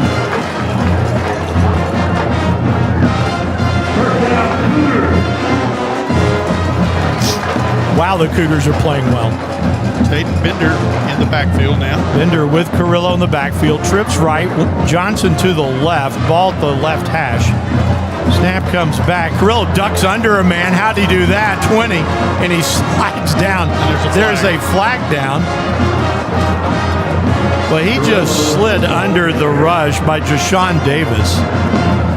Down at the 17, but there is a flag. We're going to have a hold on the Cougars. Take it back to the 27.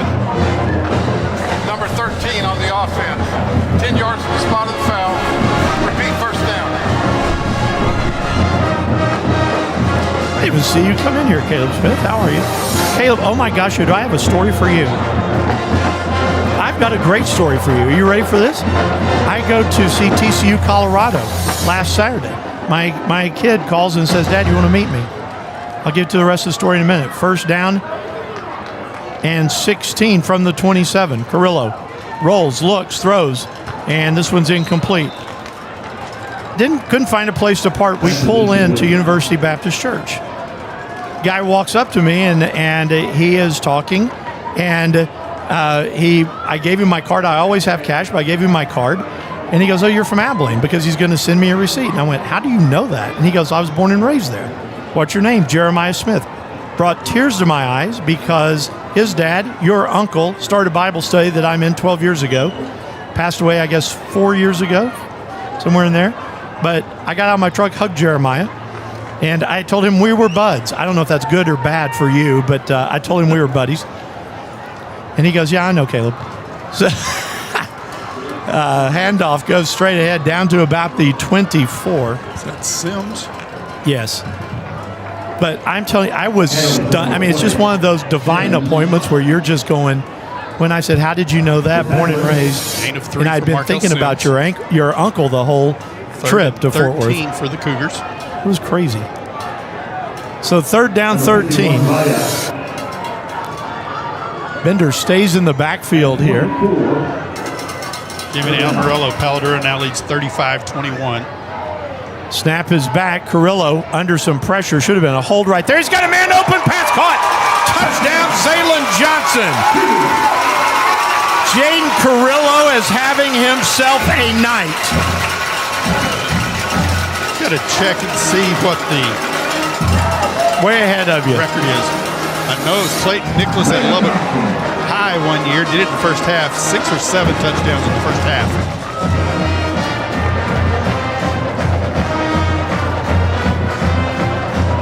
Cougars have blown this one open again.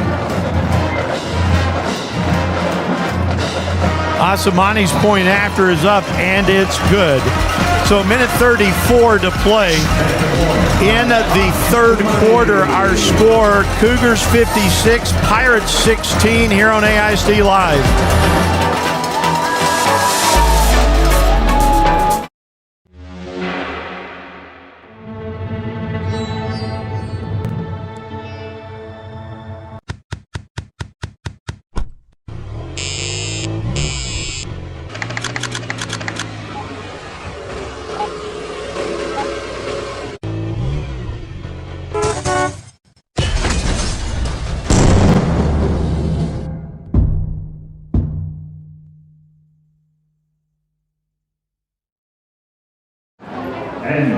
Cougars go 4 plays, 21 yards in a minute 12. Zaylen Johnson, a 24-yard pass from Jaden Carrillo, his 6th touchdown pass of the night. It is 56-16, Rick. Rick's digging into the record book as quickly as he can.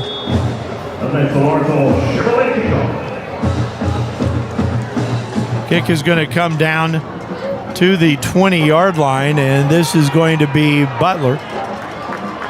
And Butler gets to the 25. Got a record for us? Not yet.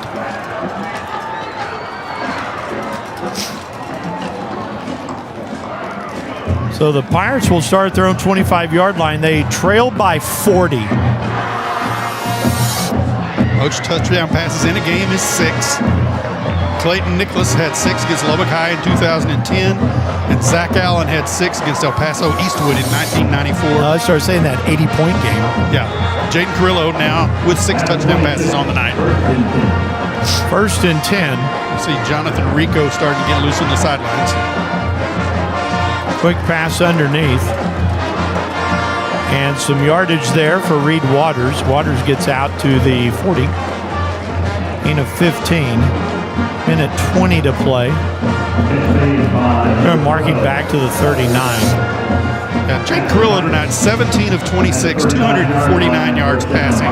Cougars run the ball 26 times for 188 yards, or 437 yards of total offense through 3 quarters. Almost. Pump fake by Rodriguez. Looks long, throws long, and this one's incomplete. Good coverage out there. That's intended for Cade Gant.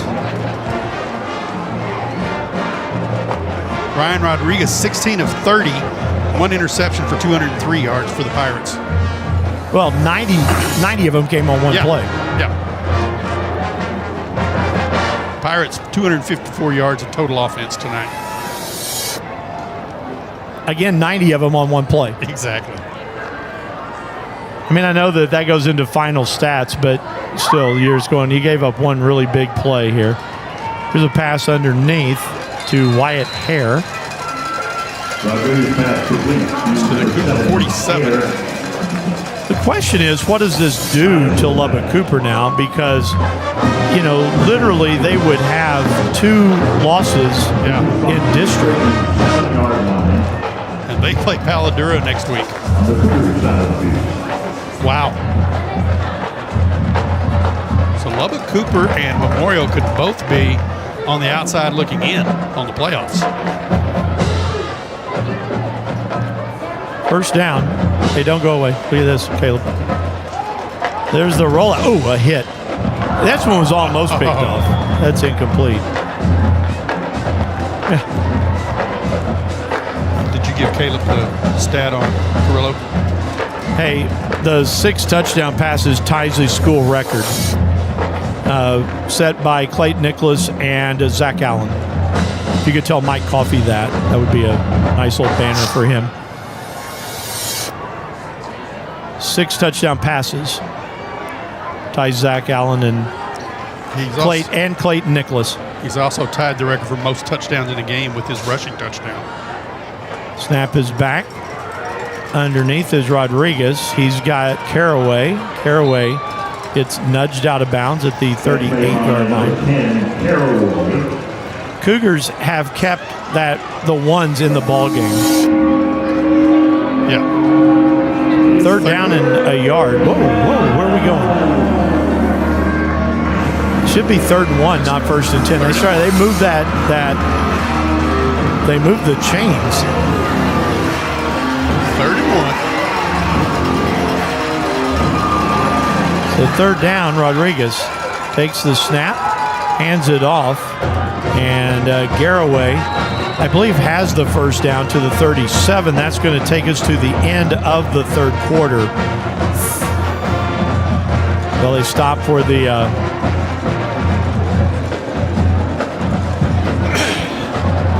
they stop to spot the ball. We have played 3 quarters here at Shotwell Stadium, Rick. A lot of people are going to be shocked around the state of Texas on this one. 56-16. Cougars with the lead over the Pirates here on AISD Live. We're back after this.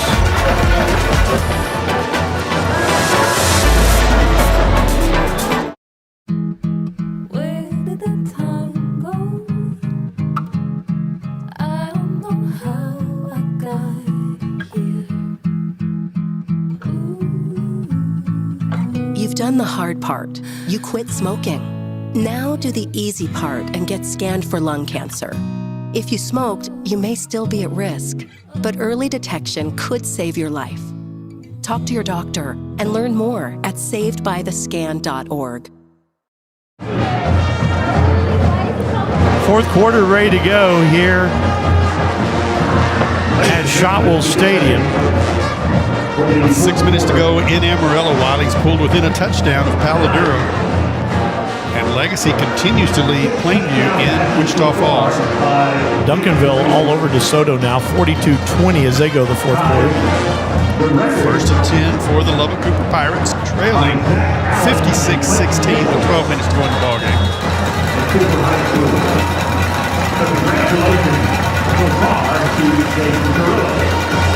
There's a bunch of people in red and black that are just stunned at this one. Yep. Rodriguez, a pump fake, now looks long, and this one's incomplete. I'm a little surprised that Chip Darden hasn't taken Ryan Rodriguez out since he's been out the last game and a half with an injury, just to make sure with big games coming up next week at with Paladuro. Well, I'm telling you, Rodriguez isn't right, and I think Darden is trying to get him right. He's off-timed it tonight. They've taken Shemaine Johnson out. Second and 10.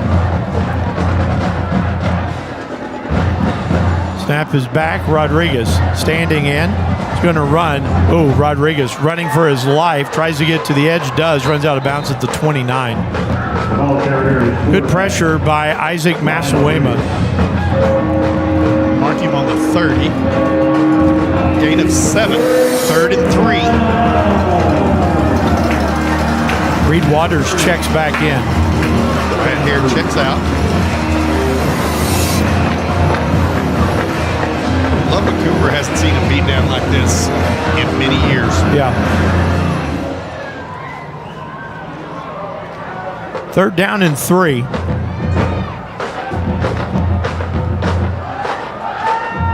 Rodriguez takes the snap, rolls right, being chased, and throws incomplete. It'll bring up 4th down. If you would have told me that this ball game was 21-16 going into the fourth quarter, I would have been pleased. Yeah. And because I thought this game for the Cougars, you're sitting there going, you're coming off a really tough loss last week. I was thinking this game was going to be tight. I thought we could play with it. Yeah, I did too. And we did. But, it was 35-3 in the second quarter. They scored late. They came out in the third quarter and scored to make it 35-16. Game kind of hanging in the balance. A.J. Rico runs for a first down on 4th down. Yeah, that's huge. This game has changed. Rodriguez on 4th down steps in. He's tripped. He's still running, diving for a first down. No. He does not have it. He has the 29, and the Cougars get the ball back on downs. On the base for the Cougars, number 4. 11:32 left, and the Cougars have the football 1st and 10. Let's see if we see Jonathan Rico now or not.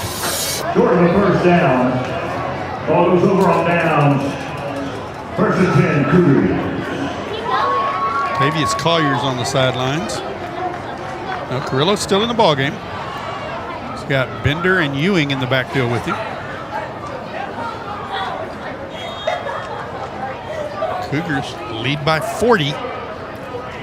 I'm going to throw this one out here. Jaden Carrillo's got to be up for the State Player of the Week. Yeah, he does.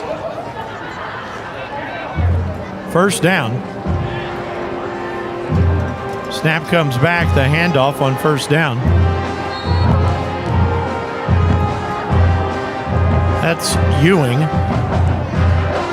Original line of scrimmage is a 29, Rick? Yes. Yeah. Gain of 3 on the play for Ewing. What's Ewing's numbers on the night? Hayden Ewing's got 9 carries for 48 yards and a touchdown. Bender is in there now.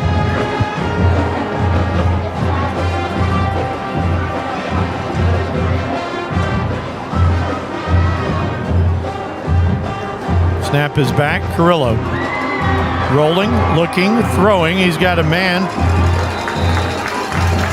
And that's Donnie Wilkerson again, who has the catch in the 1st down.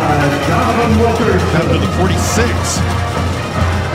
Donnie's got some sure hands there. He does. 14-yard catch. Jake Carrillo now 18 of 27, 263 yards. Carrillo may be staying in to manage the clock here in the fourth quarter. Yeah, I agree. Because what you want now is just the clock to evaporate. Yes.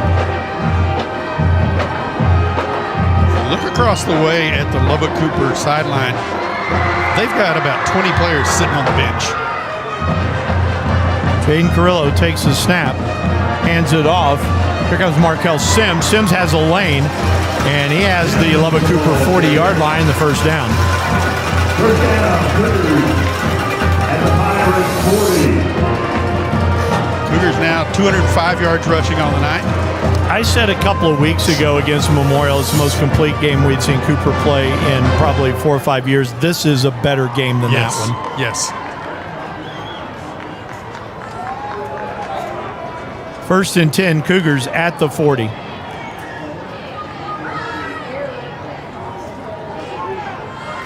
Snap is back. The handoff again.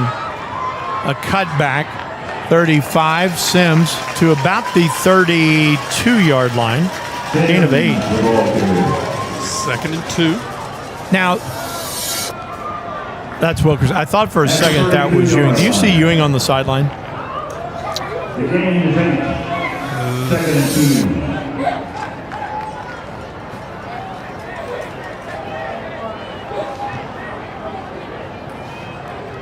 2. He's not in the ball game.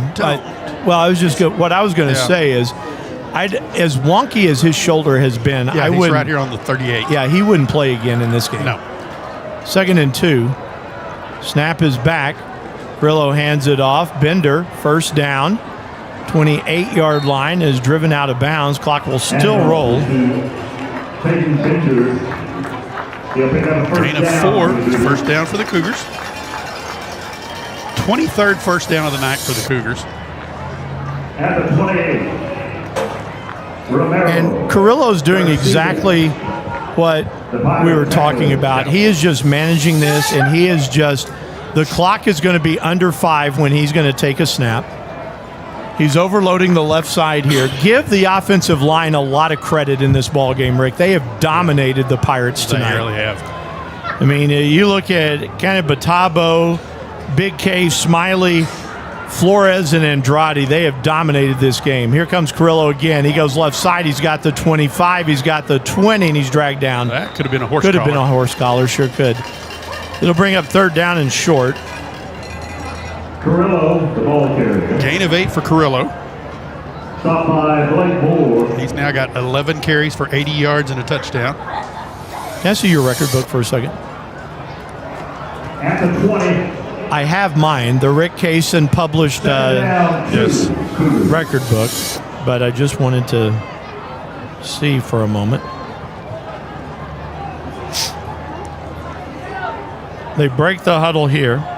Play clock will go under 8 minutes. 56-16 Cougar lead. Handoff, and not much there. It'll bring up 4th down. But you got to go for it here. Sims I mean, loses back to the 22. 3rd and 4. It's 3rd and 4 now. Okay.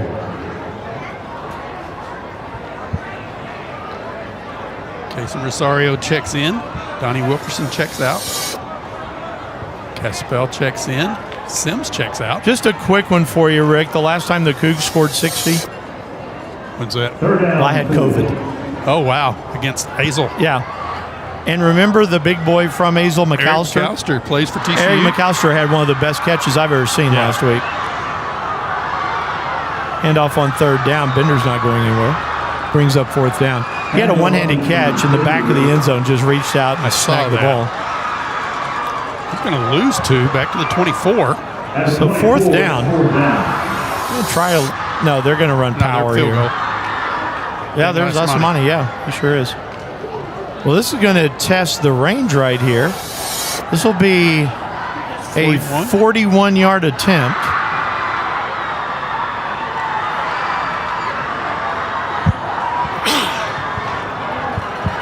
Daniel Asamani out of the hold of Maddox Caspel.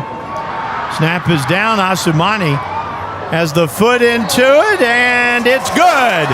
Daniel Asamani from 41 yards out has the field goal, and it's 59-16. Wow. With 6:29 left, we will take the timeout. You're listening to Cooper Football on AISD Live. Hey, future creators. Are you ready to dive into the exciting world of video production? AISD's Digital Communications program is where your journey starts. Take 3, Mark. You can design the next iconic promo, broadcast all the big games, and produce your own short films, all at the Lift, where you'll get hands-on experience with the latest gear, like cameras, sound mixers, lights, and more. Let your creativity shine. Start your journey in digital media with AISD. Cougars go 9 plays, 47 yards in 5:03. Daniel Asamani's 41-yard field goal, a career best, makes it 59-16. Jimmy with 11:01 remaining in the game. Plainview trails Legacy 49-35. Wow.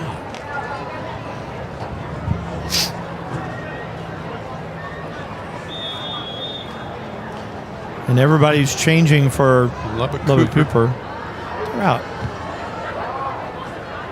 Kick is high and short. This one's going to hit the ground again. It's loose. The Cougs come up with it again. Wait, that's the second time tonight. Wow. That the Cougars have just come up on the ball. Chip Darden. Who caught that one? I absolutely thought, oh, this is 34. Paulo Ibarro catches that. Boy, Chip Darden has a lot of work to do now. Yes. Because he's got to get his team off the deck in this one. The kickoff recovered by Paulo Ibarra. Wow. That was very cool. Wow. I'm floored. Greg, I'm stunned. I'm speechless. I'm not speechless. I have speech. We're going to take Chad Grubbs on the road with us next week. Grubby is obviously... Jonathan Rico into the ballgame now for the Cougars. Well, Carrillo's night is over. Rico's going to hand it off on first down. Bender goes left side, inside the 20, inside the 10, inside the 5. Tayden Bender, first and goal, down to the 1-yard line. Wow. 28-yard run from Tayden Bender. Well, they're going to mark him on the 3, Jimmy. 21-yard run then. Boy, Bender. Wow. Yeah. Cougars now rush for 247 yards tonight. Over 500 yards of offense. Rico and Bender there again in the backfield. Snap comes back. Again, it's Bender, Tayden Bender, into the end zone. The Cougs have 60. With 5:49 left. Wow, wow, wow.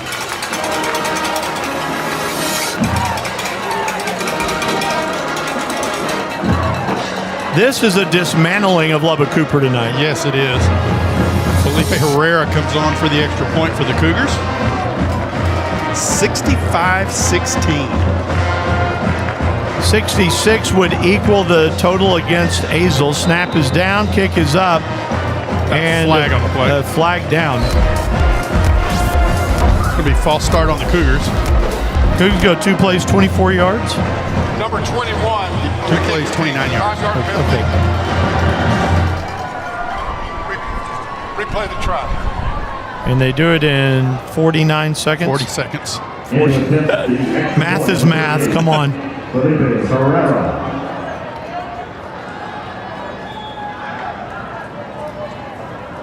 Felipe Herrera on for the extra point. A little bit from 25 yards now. Snap is down, kick is up, and the kick is good. So, 5:49 left to play. Our new score. Cooper has a 50-piece on Lubbock Cooper, 66-16. We're back with more after this on AIC Live.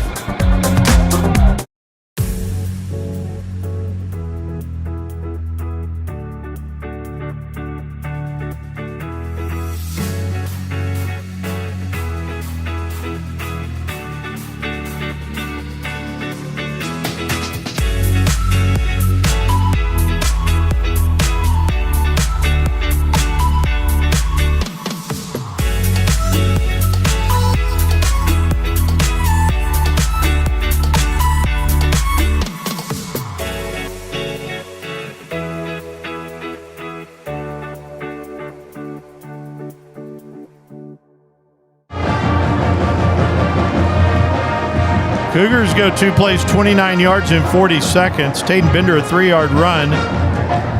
Felipe Herrera's point after is made it 66-16. Jimmy, I believe it's Jonathan Rico going to kick off for the Cougars.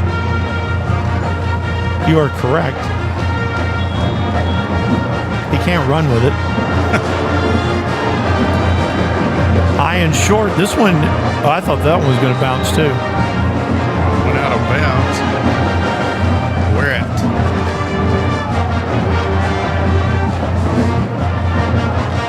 .38.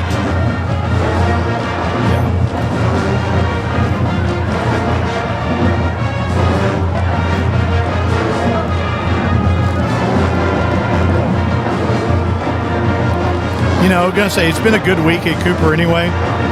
Boys cross country team won district yesterday. Girls cross country advanced to regionals yesterday. They came in second. Varsity tennis's season ended against Amarillo High and by district.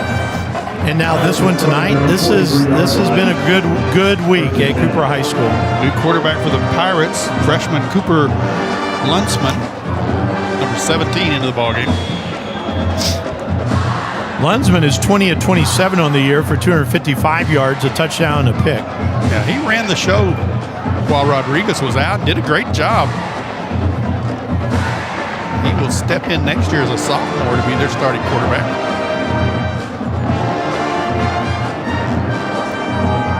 And ball, something happened on the exchange there.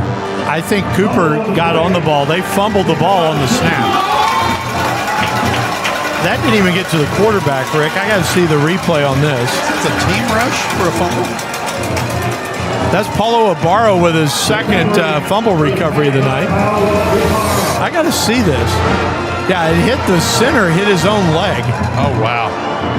And Ibarra falls on the ball. So the Cougars have the ball at the 46-yard line. Cougars will start with 5:17. Now then, the clock is running, Rick.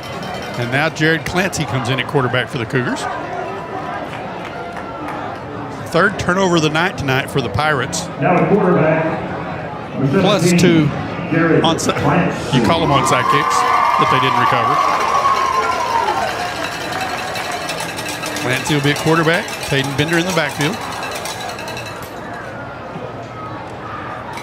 All right, the handoff on first down. Bender not much doing there. To the 45. Gain of 1 on the play. Rick, the Cougs tonight have started drives at the 47, their first drive. They've started at the Lubbock Cooper 42, their own 45, the Pirate 42, the Pirate 44, the Pirate 27, the Pirate 24, and now the Pirate 46. That will win you some ball games. Yes, it will. Zach Allen and Clinton Nichols with both touchdown passes.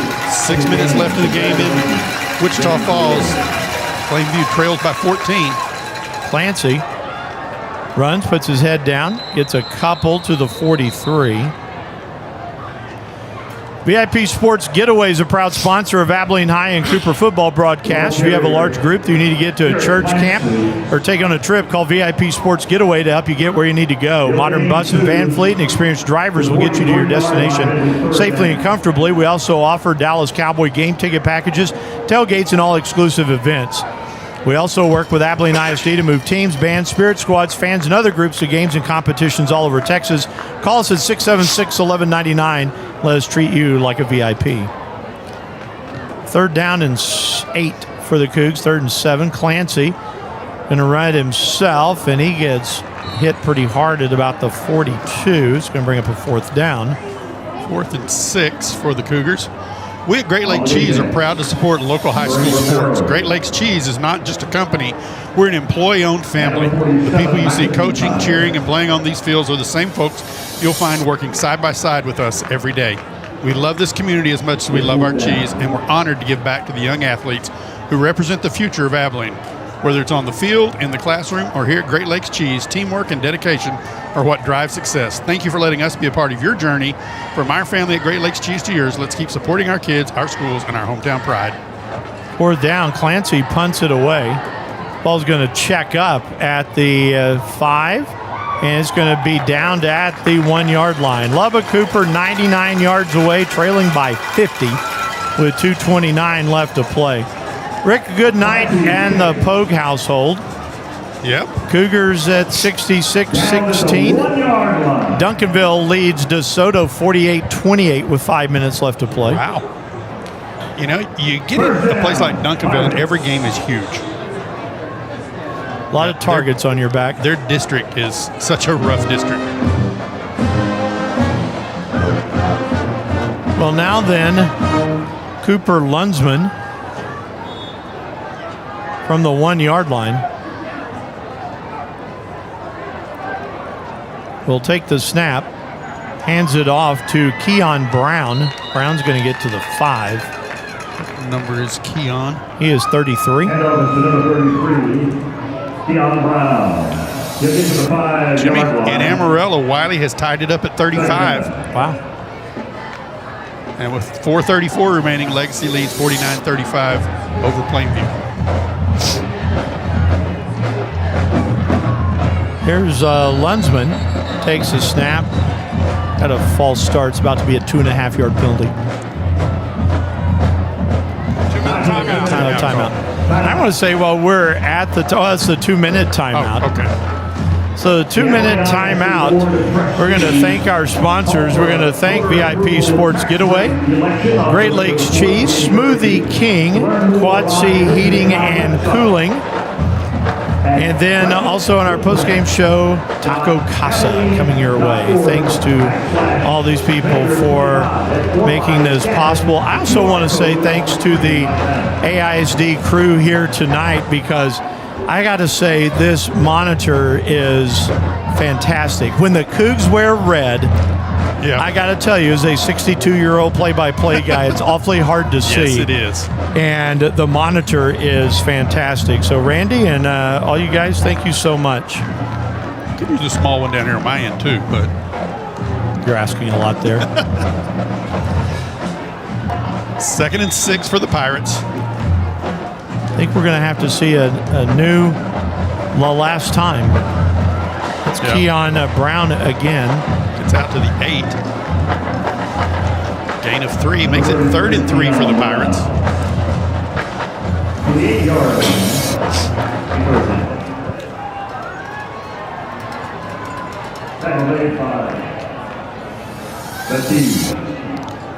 So the ball is sitting atop the 8, and it's 3rd down. Difference a week makes.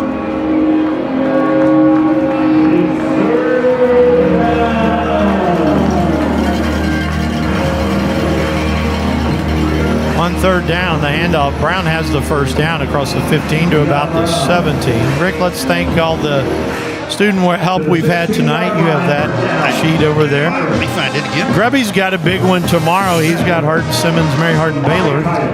That game a 1 o'clock start at Shelton Stadium. It's a big one. I want to thank our student broadcast crew, Gabriel Enriquez, Ethan Hutzel, Nevaeh McDonald, Serenity Pollock, Matthew Pelletier, Jared Rice, Gage Unzeta, and our student interns, Malaya Hawkins, Caden Kelton, and Justice Torres.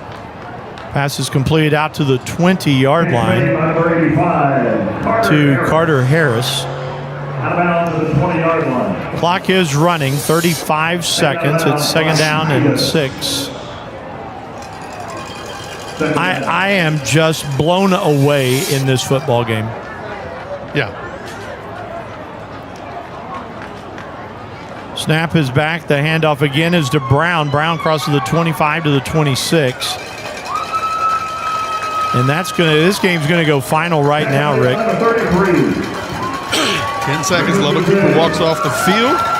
Cougars are going to go in this ball game to 4-3, and more importantly, 2-1 in district, with a 50-piece over the Lubbock Cooper Pirates, 66-16 here tonight, Rick. I am stunned at how well the Cougars have played tonight. I am blown away. Aaron Rohn, this will be one of the signature wins that he has had in his 8-year tenure. Yes. He's had a couple of those here recently. This is huge. He had the Cougars ready. Remember, this is an off day at school today, so there was no pep rally. There was no, they brought the players up and did the walkthrough and everything, but there was not anything going on at school today, and this is just a gut check, and the Cougs come up huge. 66-16, our final, and we're going to take a timeout, and we will come back, have final totals, and we will have our Taco Casa postgame show after this here on AISD Live.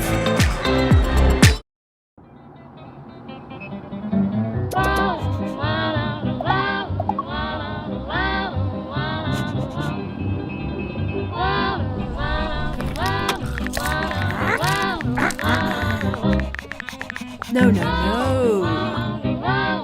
Turn it down. Turn it off. Get a hand.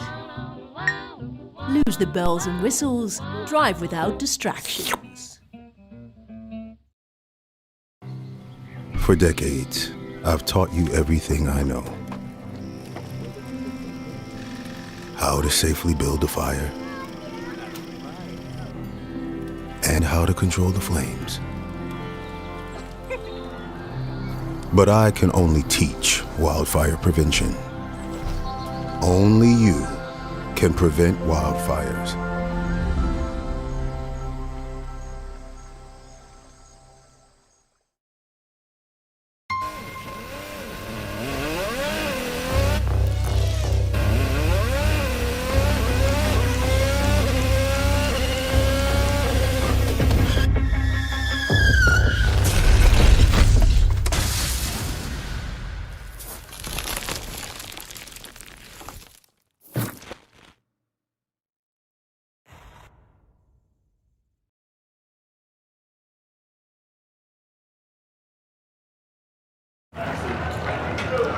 Well, this is a woodshed game. I don't even know what else to say. You walked in, and the Cooper Cougars take Lubbock Cooper to the woodshed tonight, Rick. It is a big one, 66-16, and the Cougs have put themselves squarely in contention in 2-5A.